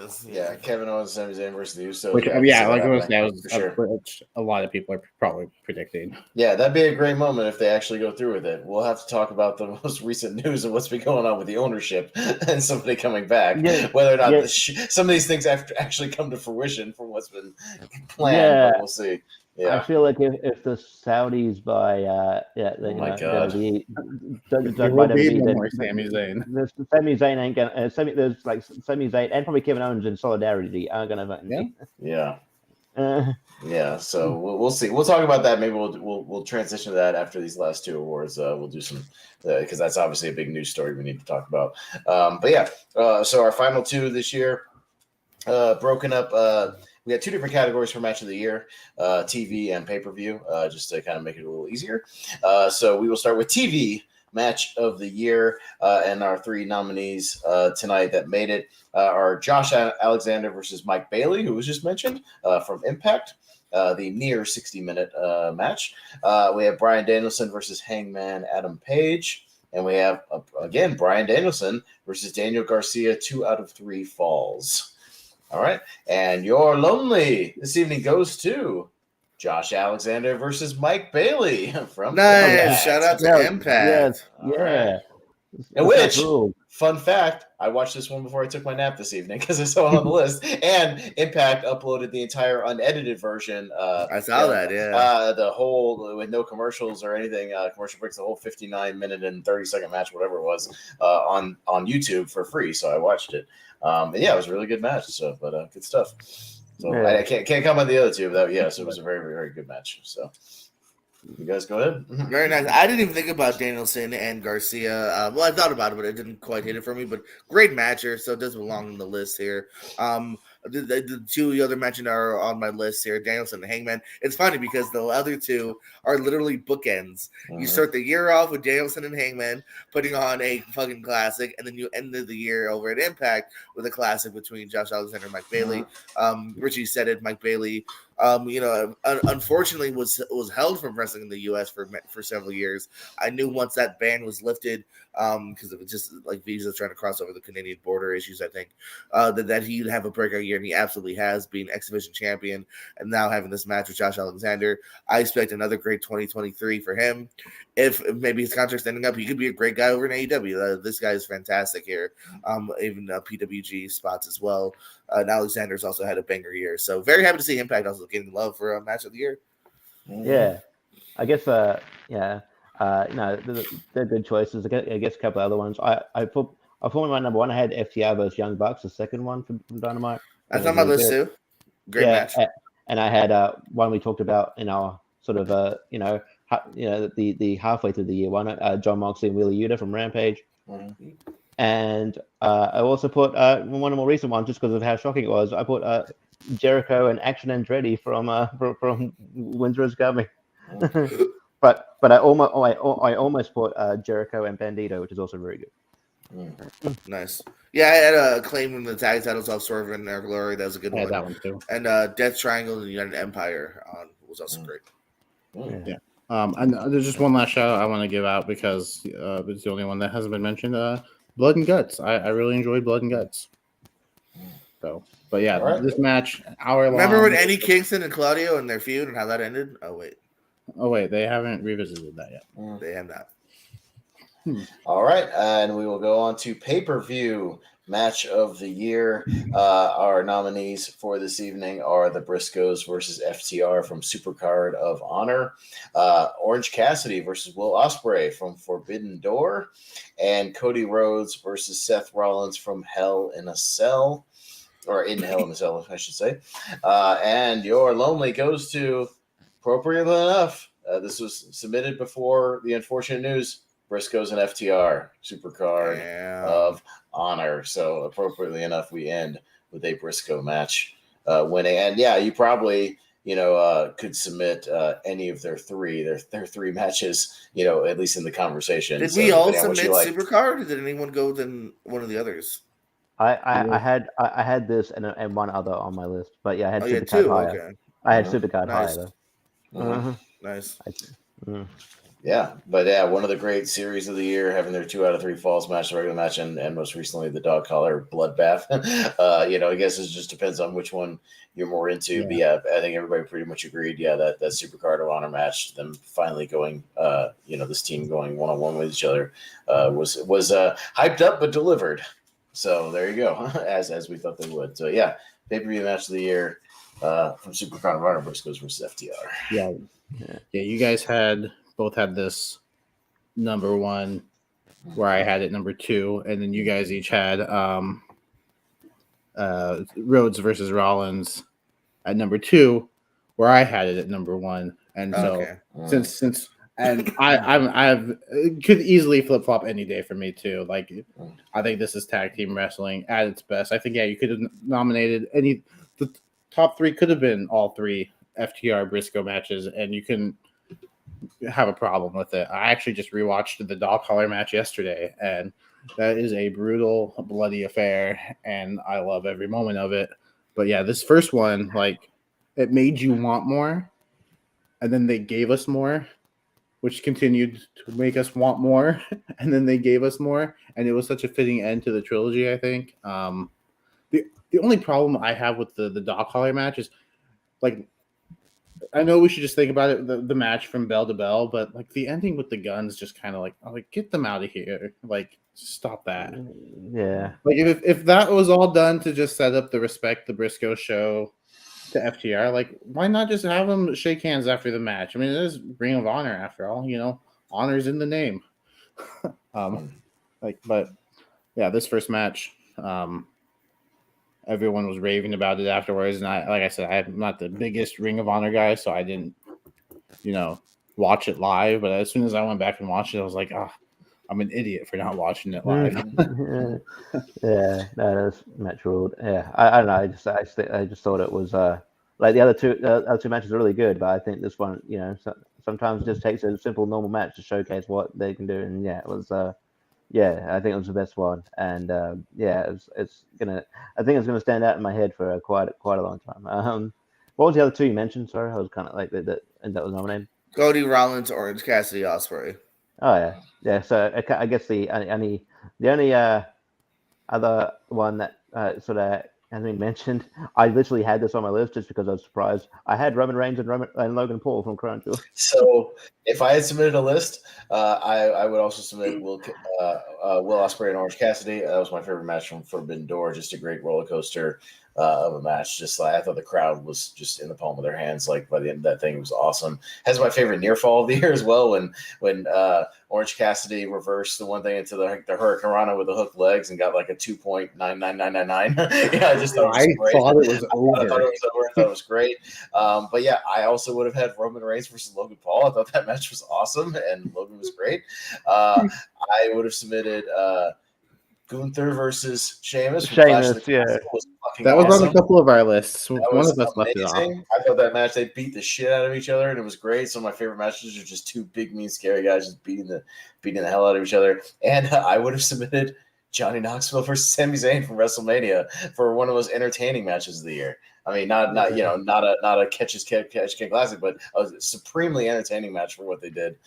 Really good stuff. So yeah, if we had like would be proud. If we had like an exceeds expectations match, I think Johnny Knoxville, Sami Zayn, and Logan Paul, Roman Reigns definitely deserve to be on there. Honestly, an exceed expectations match is probably just from the way we're talking about it. Orange Cassidy and Will Ospreay, because they were like, really, Orange like Cassidy, that, he's going to be the guy that's going to make that. Wow, yeah, we all were fucking wrong on that. Yeah. Oh, you fucked up, Tony. You fucked up. Hey, I wouldn't be surprised if I put him in my top 5 for wrestlers from 2023. I think he's going to have a great year. I think he's already had a pretty memorable Atlantic Championship reign. I'm excited to see that continue. I'm glad he brought up the backpack, which I knew he was gonna do. Yeah, I mean, pay-per-view match of the year. I had Cassidy and Ospreay my number 5. It's a great one. I had Punk and MJF. What a year for dog collars. That's what I had too. I had that one as well. Because you got between that and the Briscoes and FTR. Hell yeah, Gunther versus Sheamus. My God, awesome. Absolutely. Yeah, that was my number. That was my number 3. That deserves to be mentioned as well. The emotion of Cody and Rollins, so good, so good. So happy to see Cody coming back at the Rumble. And yes, my number 1 was legitimately, and as Pat said, it's not a trying to be nice sympathy vote by any means. It is truly our these were submitted before the news weeks ago. So, these were in for well over a couple of weeks ago, give or take. So, Briscoes versus FTR. Yeah, that whole trilogy is fantastic. I just when I sat down and thought about it, I love the dog collar match. But I just kind of love it more, just like a traditional tag team match. Really saying to me a little bit more here the first time, the feeling of it. You know what I mean? You can even feel kind of like it. You kind of feel like it was something special when you watched through. Even on pay-per-view. For me, it's just tremendous. One of the best tag team matches, in my opinion, of all time. Yeah, and also, like if we're doing things we want to happen this year, just WWE finally give Sheamus his Intercontinental title run. He wants an Intercontinental title run. Give it to him. I think he deserves it. He almost made my wrestler of the. He almost made my list for wrestler of the year. He's we could have easily done a top 10. I've turned around on him. Yeah, definitely in the top tier. Yeah. Well, that's a good transition to talk about some recent news that will definitely affect this year. We kind of have to, because it's a big news story. It isn't final, but we thought it was at one point. Vince McMahon is back in the picture. using his shares to try to sell off the company. We thought at first it was a done deal with him selling to a group of Saudis, and turned out that wasn't completely finished yet. But yeah, as everybody's sort of getting geared up and literally, like you guys said, submitting WWE as one of the promotions, actually promotion of the year. A lot of people would say that, with Triple H taking over some of the decision makings, putting out consistent shows and wrestling and good storylines, as we saw with stuff with Roman and Sammy and those guys. Putting out some good stuff. Who knows what 2023 is going to bring? Will it be back to the same old? With him coming back into the picture. We don't know what it's going to bring, but let's get you guys' thoughts on this. It's not finalized yet, but the situation that's kind of in limbo right now. It's weird because like some of those the Saudi thing makes every other potential deal seem okay, but like if you take that out, it's like because like Disney's in the mix, so like that'd be very weird, but I would take that over Saudi. Look, it's very I don't know what to think. Like Stephanie McMahon quit as well, which probably mentioned that, and so it's like which sort of pointed towards it's like, oh, we don't want a woman, we don't want a woman in charge. Pointed towards that thing, but the Saudis thing. I do hope it was just I hope it's not just formality and they go with something else, or maybe there's also rumors that someone that someone's like that because as a result of this, Vince has got a couple more lawsuits. He gets lawsuits every day apparently. Got a couple more lawsuits because he took a couple people off the board, and then they're like that they're kind of suing him for unjustly using his power. So maybe the sale gets blocked somehow. I don't know. But look, as long as it's not the Saudis, then it's fine. Triple H has sort of apparently been saying, it has been having like talent meetings and like, look, like I'm still going to be head of creative. And but like the thing about Vince is he can just wake up one morning and go no, and just can him. Yeah. Who knows? Yeah. It's a weird situation. Yeah. JPL, what do you think? Oh man, I left 2022, like I said earlier, on a high of even WWE. I'm still gonna hold out hope. You know what I mean? It's a wait and see moment for me because if Triple H stays in charge and if it is sold, and who knows, this could be something that we'll still be talking about on the next year's show. It could be have they sold it yet? This isn't necessarily a quick thing. It could be sold next week. Who knows? But I'm going to hold out hope that if it's sold, like you said, I would think the smart move would not to be to Saudi because I feel like that's going to leave such a sour taste in so many people's mouths that it's going to hurt your business. So it's not a smart business move. Then again, are they just looking for the biggest offer? Do they not even give a shit? I don't know. Is it just simply who has the most money? Thank you, bye. Thank you, fuck you, bye. Vince McMahon style. So I'll hold out hope. You know what I mean? I'm still enjoying the product of the moment here. I'm excited for Rumble. I'm sure all the guys that just recently got jobs back, Bronson Reed and Braun, are like, oh, so what's going on? Trips. Oh shit. Yeah. All right.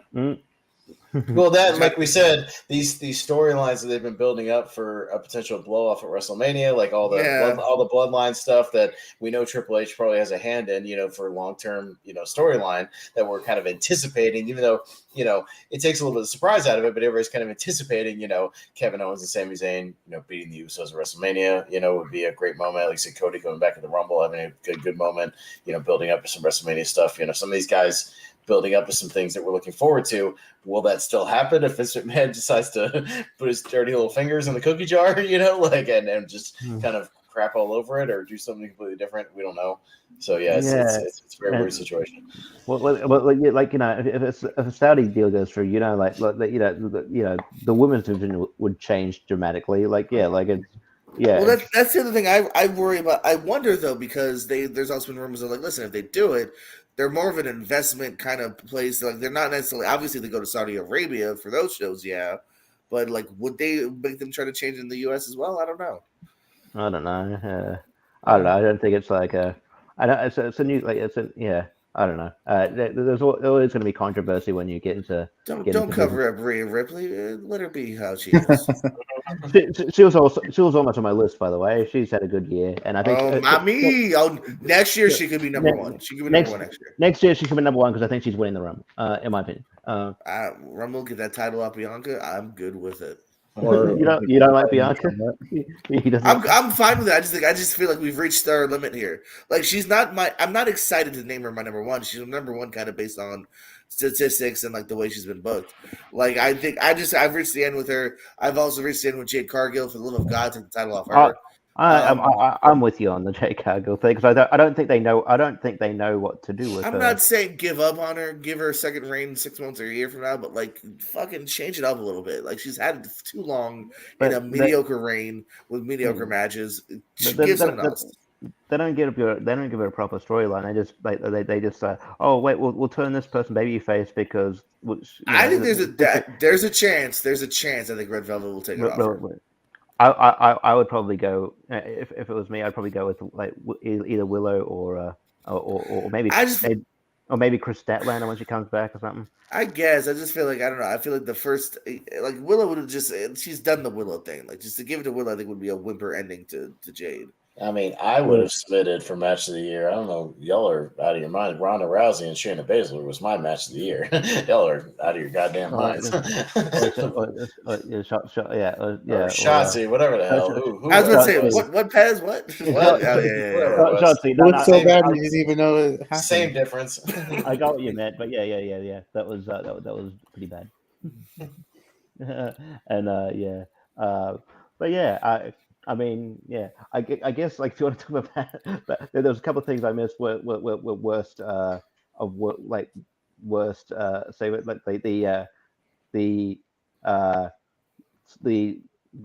the shark cage ending of the Jericho and Kingston where Jericho won and then Kingston just threw Jericho in anyway. Like one, just have him win. and then Austin Theory try to cash in the Money in the Bank on a U.S. title and losing. He looked like an idiot. I know they rebuilt him, but he looked like a dork. The two geeks of the year, Austin Theory's geek of the year. I argue against that a little bit actually. Like I think he's a geek. He's a total fucking geek. Yeah, but he's already bounced back in like a bigger, better way. I don't hate it. No, I really don't. I think he looked dumb at the time, but he was a cocky, dumb heel, and I think they've built him now to look. He seems higher to me and more believable as a future champion now than he did before. But I think Sean Ross Sapp said, I don't think they thought like that it would have that negative reaction where he looked like a dork. I don't know. It's cool that he repackaged him, but yeah, I don't know. I just thought it still made him look stupid, and yeah, if you didn't make him look stupid, you wouldn't have to repackage. And what's her name? Well, I wouldn't call that a repackage too. Like the repackage is like a whole new gimmick. They just kind of came back with more of an attitude. Yeah, but he's not doing the selfie shit anymore. Yeah. Well, yeah, he came back with a better attitude. Yeah, and he had to drop that shit to show that he's.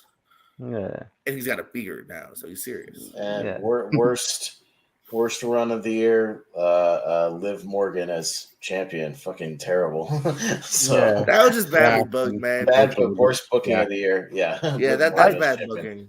Terrible. Because I in one of the better moments, I had her winning though. Like when she won Money in the Bank, I thought that was kind of cool moment. Yeah, the build-up is good. She's deserved it. She's put in her time. It reminds me of Nikki Cross from last year. Like it's just, but hers was very short and shitty. This was like had a couple months, but just always booked bad. Yeah, which is why I don't look forward to the women's Money in the Bank anymore because it's like, well, the winner's not going to have that much of a reign anyway. You're just going to win the title the night of or the night after, and they'll have a month-long, maybe month and a half long reign, and then it'll be over. And then give back to Ronda Rousey, who I think, look, I don't want to be mean, but she might be a contender for she's regressed a lot, and she wasn't good in the first. Yeah, like I don't know if she's just given up. Like she doesn't seem like she cares. She keeps having bad match after bad match. Her and Raquel was actually not that bad of a match for the dumb title change to Charlotte. But you know what I mean? Yeah, like she had a bad match with Charlotte like early in the year, which is weird because you think that Charlotte can have good matches with anybody. she had a bad, horrendous match of Shotzi. Her feud with Liv was stupid. And like she's not even that over anymore. Like she's supposed to be this big star. The crowd don't give a shit about her. Anyway. And speaking of Ronda Rousey, that contract signing with Charlotte, can we stop making Drew Gulak look weak? He's not. He's a great wrestler. They've been doing better with him on NXT. They've actually made him kind of like a serious wrestler again. But yeah, Gulak was Geek of the Week, last year. Oh, and speaking of NXT, this is a good transition.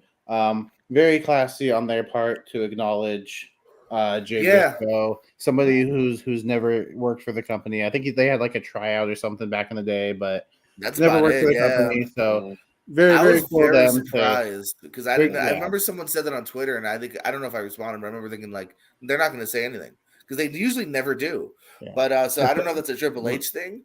But very good, very nice. But it was the second. It brought me on to another point. We'll probably wrap up soon, but we'll brought another point. So I've been remiss in talking about this, but it's the second time they've done it in the last couple of weeks because we should be remiss if we didn't talk about. We also a couple of weeks ago we also lost Don West, who I love. Don West. Yeah, they shouted. Man. I'm a huge he's one. He's a guy who didn't come from the world of wrestling, came from like infomercials, and I just love this infectious energy. I think him and Mike Tenay are just an iconic sort of duo. I absolutely I absolutely love them, and I think that was a huge loss. And Michael Cole mentioned Don West lost on SmackDown. I was like, oh shit, yeah. So I think that's why I'm thinking it is a Triple H thing because that's also very surprising that Don West has no connection to the WWE outside of maybe some friends and whatnot. Big shout out to Don West. When I think TNA announcers, I think him and Tenay. He almost reminds me of like a Pat McAfee to a degree. It felt like he legitimately was into it. You know what I mean? It felt like he truly was wowed at the things he was watching. And from all accounts, again, just seemed like a good dude. I definitely bought some brown bag specials from Shop TNA back in the day, man. They'd send you a legit little brown bag and some DVDs and a T-shirt or some shit, so, yeah. Well, you can't go back and look at any of the sort of iconic early TNA stuff from especially when they were breaking out like 2004, 2005, 2006, without hearing his voice on there, like literally you still watch Elix Skipper doing like the Hurricane Run off the top of the cage. Yeah. You've got to make it, just like, just like all that kind of stuff in his calls. Yeah. With Tenay. And he sounded like a fan. Like I didn't mind it because he would just go crazy for the matches and just have fun. He was just like, when there was a great match, it was a great match. He was just having a good time. So I wonder what a commentary team of Pat McAfee, Don West, and Joey Styles would sound like. Pat McAfee, Don West, and Mauro Ranallo. Him too. Yeah, there's 3 people flipping the fuck out. Because Joey Styles would almost be like the calm one of the 4. Yeah. Mamma mia. Oh my God, you gotta make anime. And then throw in a random one like CZW's John House with their cartoon. Somebody call 911. Yeah. Shit like that. Don West had an underrated heel run as well. Was he turned on Mike. He turned on Mike, but there was one funny moment where Amazing Red is versing somebody. He's like, "Oh, this person has a problem with what Amazing Red said backstage," and he goes, "Mike Tenay goes, why would he have a problem with Amazing Red? Amazing Red has said like 6 words since he got here." He goes, "It's not really what you say; it's just how you say it." I laugh so hard at that. Well, anything we're particularly looking forward to in the year 2023? I'm looking forward to another Forbidden Door pay-per-view. I'm pretty sure they'll do it in the summertime, and we'll see maybe what kind of matches. Does anybody ever think they'll actually do Kenny Omega and Will Ospreay on American pay-per-view? I was hoping they'd do Bryan Danielson and Will Ospreay. We're meant to get that before.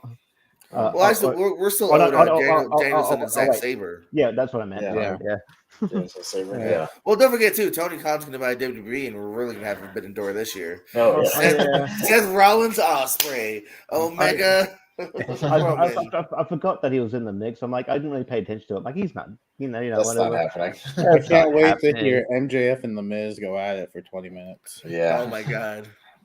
He Edge basically versus Christian. Never thought I'd see that.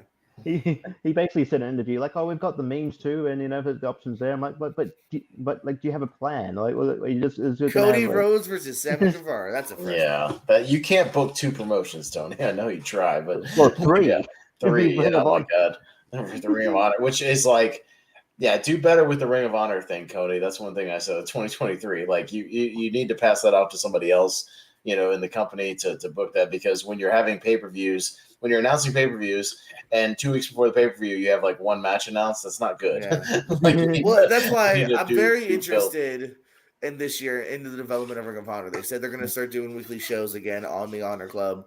My hope is, because there's several ways they could go about it.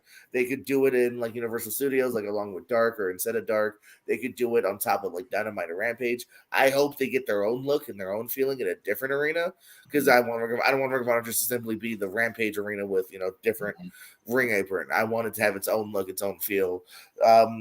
And so once that gets going, and I hope their roster is not too identical. I want Ring of Honor to have its own identity, its own roster to a degree. So I'm hopeful for that. I think I said to a friend, I wouldn't mind them scouting like the indies just for some people we might not know, like not just people. Hey, here's some AEW people we don't use. Go here. Like, no, I don't want. Yeah, like there's enough, man. You still got Blake Christian. You still got I don't know if they have room for Eric Fox right now. There's plenty of people. But you I mean you can use the people you're not using in AEW, but you also just like it has to feel like separate, not just like, hey, the Ring of Honor is a place for like Dark, where if for people we don't use on a certain week, they will go to Ring of Honor. Well, and they need to keep that in mind with AEW too, because like for instance, guess what they're doing this week? Brian Danielson's gonna fight Brian Cage. Hey, Brian, defeat Daniel. He's gonna fucking lose, like Cage does most every match he gets lately, and yet he's a Ring of Honor champion, the 6-man champion. So, like, I would wish they didn't give that spot to him, because he should stay looking strong. Instead, we see Cage every once in a while, usually losing. Like, they also need to keep that in mind too. I don't know. Like someone like maybe like. I don't know, someone like on the up and up, like you could probably like, I know they're pushing Action and Andretti, but like put him on Ring of Honor. I don't know, someone like I don't know, like I'm looking. I mean, I'm curious to see what the Athena title reign will be, because I think I like a new heel badass. I mean, she had a great match. I mean, it almost made my list. She had a great match on Dark with Jody Threat. Sign Jody Threat, put her on Ring of Honor. There's things you could do, but they need to be. It needs to be. It can't just be. It can't just look like Tony Khan's Ring of Honor, if you know what I mean. They can't just be like, oh yeah, this is. One thing I would like to see, AEW pair up with some kind of streaming service. Yeah, to put archive your old pay-per-views, maybe even do Dynamite and Rampage on there. You can do a delay, that's fine. Like do like a week or two delay, that's fine. But put them up there, because then I would try to follow it more if it was available on a streaming service, even just like a week or two behind. I would try to follow Dynamite a little bit more. I'd like to see some of these matches that I don't get to see. But yeah, I know there's been talks about HBO teaming up, but who knows where that goes with the Discovery thing. But maybe try to do a deal with some streaming service to get some content. Yeah. Only downfall of that is I know Tony. I feel like Tony gets asked at every scrum, and he always kind of sidelines it and goes like, "Oh, we're kind of happy with what we're doing right now." So it doesn't seem like they're that gung ho on it, but I would like that too. Also, just based on like. It's tough always spending this $50 randomly on a pay-per-view. I know it's only every few months, but I almost got accustomed to pay-per-views being relatively affordable nowadays, unlike it was back in the day. Yeah, and maybe like sprinkle in like indie stuff as well, just some like some indie freshes. I know like sort of WWE the network is not having the WWE is discontinuing like indies on their like service, so maybe you go, hey Progress, you wanna go on out there? That's definitely always been an idea to have like your new either maybe partner with High Spots or Independent Wrestling, or start your own thing and try to get companies. Hey, GCW, you're big. Well, that's what I mean. Yeah, GCW. The fact that you have guys like Moxley like go over there every now and then, and kind of a pseudo crossover with them occasionally, But yeah, I mean, you've got the Honor Club thing, I get it, but combine that with the AEW thing and have it all on like one kind of streaming service. Yeah, and I mean, Ring of Honor, obviously. he owns the Ring of Honor library. You need to exploit that more than just having this Honor Club thing. Like, you need to promote that on a AEW thing and have it as a separate category, especially if you're going to have AEW talent on the Ring of Honor pay-per-views. Doing stuff. I feel like it's. If you would do that and archive some AEW stuff on there, again, on a delay is fine. You don't have to put up everything immediately, but just you don't have to put up the recent pay-per-views if you don't want to, but maybe at least the first 2 or 3 years of pay-per-views that are well in the past, that nobody's ordering right now. Put up the original shows and all that, and get some archive stuff on there. I'd like to see it. I think people would pay for it. If you did that and combined it with Ring of Honor and did somewhere for $10 or $15 a month, I think people would eat it up. Like, honestly, I think I think you get a decent amount of subscribers on there. So they're friendly with Impacts to a degree. Maybe look into that. Maybe you can New Japan. New Japan still doesn't have a very good U.S. system. New Japan World sucks in the U.S., so you can just look into that. Yeah. There's people things like that. Yeah, or even other. They work with other Japan promotions, like even like something small like DDT. I don't know if people care about that. But I don't know, man. Like that's where Takeshita came from. I don't know. There's things to explore there. But yeah, I don't know.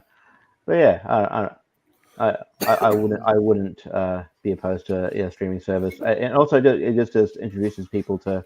Who haven't maybe are familiar with old Ring of Honor to Ring of Honor. It's all well and good to restart Ring of Honor. There's so much. I watched so much Ring of Honor from like 2005 to 2010. I remember I bought pretty much every DVD they ever put out.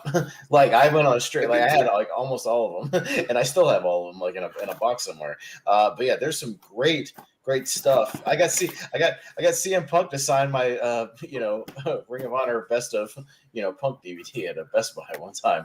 Yeah. Yeah, I have those original ones, all that shit. Yeah, there's great shows and some great stuff on there, especially as we've talked about. If on AEW had commercials for it, if you eventually did one, and be like, hey, go check out our, Bryan Danielson and Ring of Honor collection on the streaming service. We put together a nice playlist of like some of his greatest matches, or Samoa Joe's greatest matches, the Briscoes' greatest matches, whoever, like you could put on there, there's a lot of those guys who work for Ring of Honor, Claudio, all those guys, hey, go over to our streaming service. We put together a really special, playlist program, a 3-hour thing of some of their best matches. I know High Spots Wrestling Network too. They for free they just released a bunch of Briscoe's matches. So that's awesome. Yeah, they should definitely do that. Like, people should put that stuff out there, or at least get them on YouTube, so people can watch some of the older stuff. That'd be really good. And I guess my request is that I do a Forbidden Door this year, like end with whatever match you're going to do, and go. Yeah, don't go. Oh, by the way, there's AEW people here. Watch Dynamite next week. I don't know. It's just I know they're going to promote the thing, but they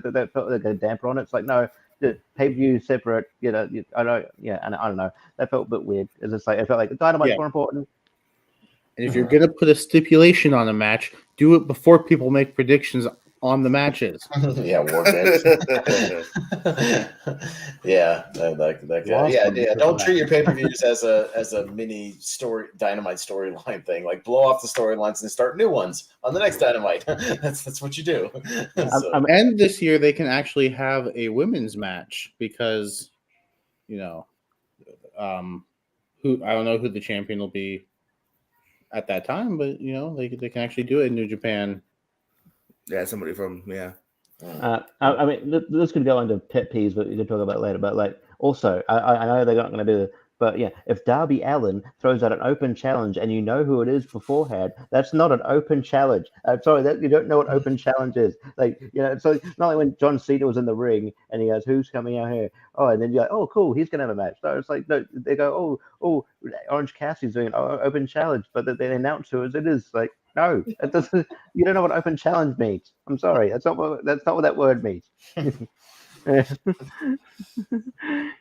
Yeah, that'd be like promoting a mystery opponent, and then the right at the beginning of the show, you show the graphic of who the mystery opponent is going to be. Which definitely happens. It's vacant. Yeah, I mean, that's sort of happened.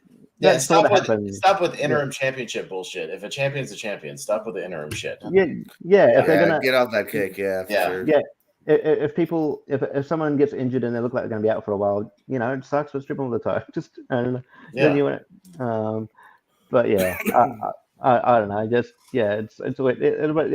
We talk about you're talking about the mystery thing. That's like I guess people worked themselves into a shoot where they thought like Soraya's opponent at the LA show was going to be Sasha Banks, Mercedes Moné, and like it was just a very whimper like Tony Storm. He can be anything. Well, that was their fault because again they made it seem like a mystery. Now I don't know if Monet or somebody else was maybe the original idea, but they definitely set it up as like you're gonna have a partner. We're not gonna name it in a month, and it's like whoa, you're gonna set up a tag team match with a mystery partner a month from now. I'm a wrestling fan. I'm going to assume that means something special, and it wasn't. It was the obvious choice that's already on the roster. So that was their fault. And then they just unless something fell through. And then just on this week's Dynamite, they just randomly turned heel. Okay, cool. I guess but yeah, that's a weird choice too because I don't really think people want to boo Saraya. You need a better reason for us to boo her. But like someone's mad because they're OGs. What? Someone suggested that if they're doing an OGs versus new. That might lead to a woman's blood and guts match or something. All right, I'm not against it. I know Jim Cornette is, but I'm not against it. I find it funny though that they're also mad at like Willow Nightingale. I'm like, Willow just fucking got there. She's not really an OG. Like Tony's been there as long as Willow has. Why are you mad? I guess that and then like Ruby Soho came out to save them, but I'm like, is she going to turn heel now because she's not an OG either? Yeah, I actually did kind of predict that she might end up just joining them. I did kind of think that right away. I'm like, she kind of makes like she fits that build more than an AEW OG. She's a girl. Are they just gonna Britt Baker and Jamie Hayter just gonna be baby faces by default? Which is also very weird because they're better heels. I don't know. The whole thing is weird. Yeah, it would be like when in the Invasion storyline where all the WWE people just randomly turn babyface, but then poor X-Pac still came out at Invasion and still got booed.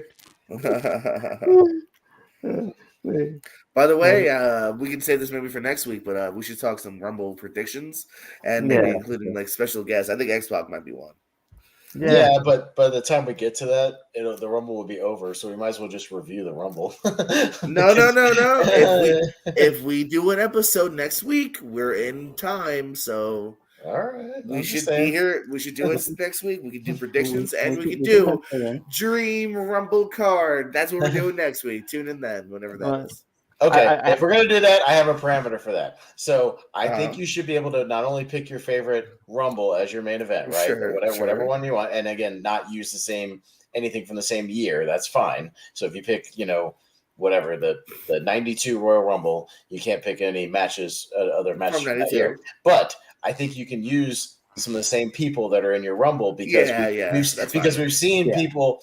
We've seen Rumbles before. Well, we've seen Rumbles before where somebody wrestled before the Rumble and then was still in the Rumble. So I think that that's fine. That argument does not count. So if you pick, but you can't pick the 2003 Royal Rumble, for example, and also pick Benoit and Angle from the Rumble. You know what I mean? So, no, I agree. No, I think we might have said that before. Yeah. No, I agree because also too like it becomes almost too cumbersome to eliminate everybody from a 30-man Rumble because then you basically just have to go to a No, but you have to kill the whole. That argument doesn't apply because we've seen people have like, title matches and stuff. Or have a match earlier and still be in the Rumble, so that disqualifies. I was even watching '89 and Savage is just the straight up champion entering the Rumble. There you go. I'm like, so what is this even for? I guess it was just for bragging rights.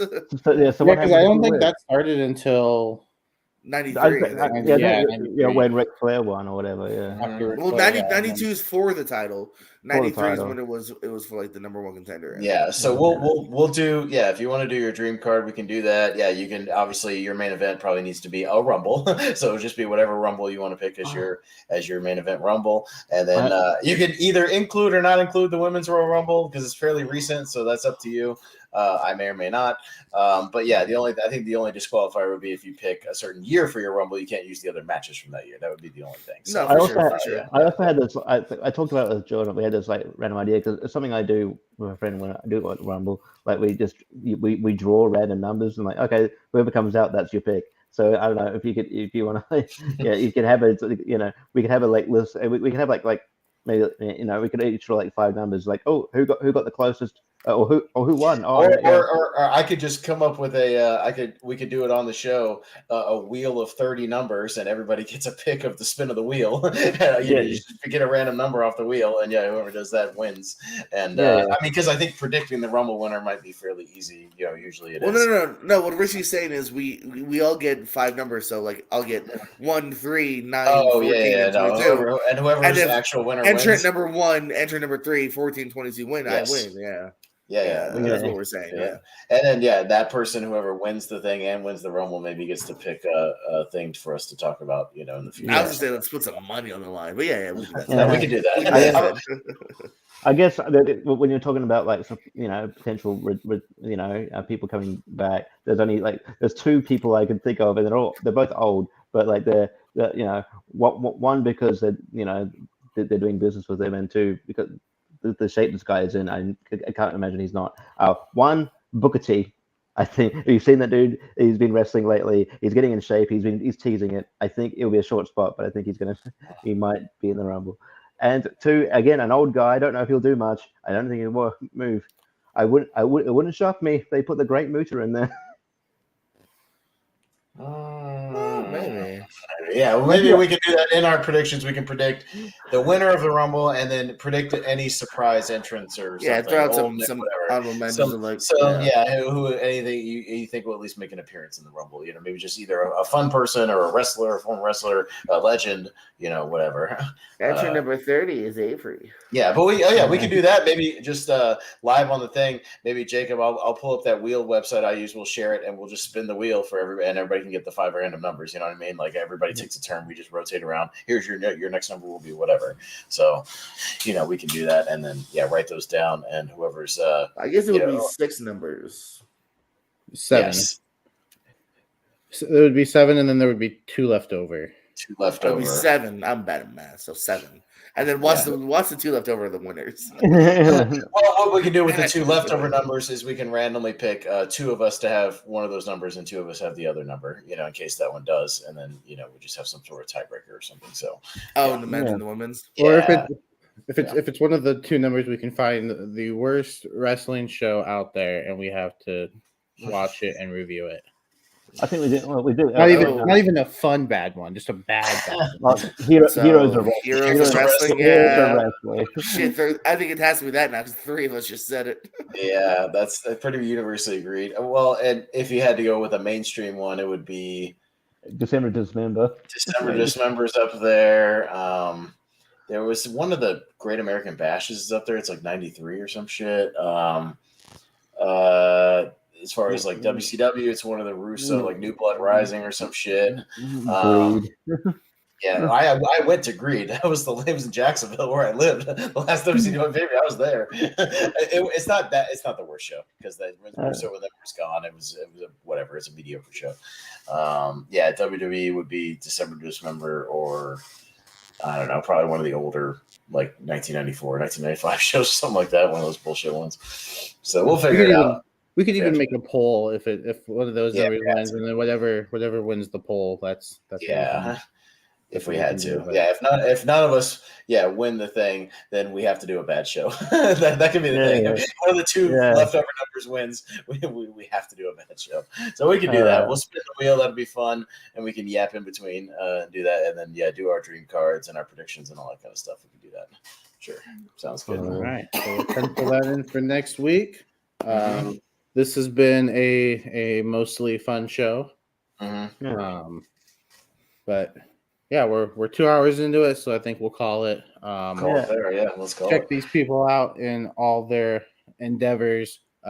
Pierce Wrestling. He's got a Tubi podcast. Tell them you're streaming. I was actually going back and trying to catch up with somebody. I was listening to the Silent Night, Deadly Night episode of work the other day and listening to your weird stories about Christmas presents, the bear with the large testicles. That was a funny story. That your nephew likes is his favorite toy. Yeah. That was good. I'm like, you couldn't play with anything else. There's all the toys there. No, I'm gonna play with Right, Anyways, so go check out that show. That's fun. Yeah. You guys got to do Chopping Mall at some point because it's on TV. Yeah. So next episode of filming is Curse of Humpty Dumpty. That's right. I've heard about that. The Humpty Dumpty movie. Yeah. Brad Jones, the cinema snob, did an episode on that. So I want to check that one out too. We just did Day of the Warrior with Buff Bagwell. And also we did Calamity Jane's Revenge with Al Snow. Damn. We're not even trying to do these ones as wrestlers. They just pop up. Let's ask some wrestling trivia questions about those. Yeah. And then I'm like, I looked at all the films that Al Snow's been in. I'm like, I could do a quiz on this because he's been in a few. Like, I was gonna say Al Snow is one of those busy ones that you might not know because none of them are good. You should do that Highlander sequel that Edge is in if it's on TV. Endgame. Highlander Endgame. Yeah. I should. Yeah, I will eventually. Yeah, so check that out. Again, Pierce Wrestling, streaming, whatever it's called. I just forgot it. Then Austin and I, we're here doing 2 ranker tournament fights. Austin co-hosts pretty much all of them, and then I show up occasionally, more often than not. And Richie's championship is tomorrow night. So Richie, are you on that episode? Yeah, I think so. I hope so. No, we're going to decide it without you. I think all 4 of us on that episode tomorrow? Yes, we all feel are. Like we are. We'll all be back tomorrow deciding Richie's new favorite movie. I can't wait to make it. See these same faces plus Jordan Anderson and someone else. And Brian, I think, So Brian. That's fine. It'll be a short bracket, 32. And whatever movie comes up, Richie's got to watch this week. So yeah, cool. You can't come back on the show until he wants. So you do. Yes. All right, I will. All right. So, for Jordan, for Richie, for Austin, I have been Jacob, and I think it's just appropriate that we end it with this.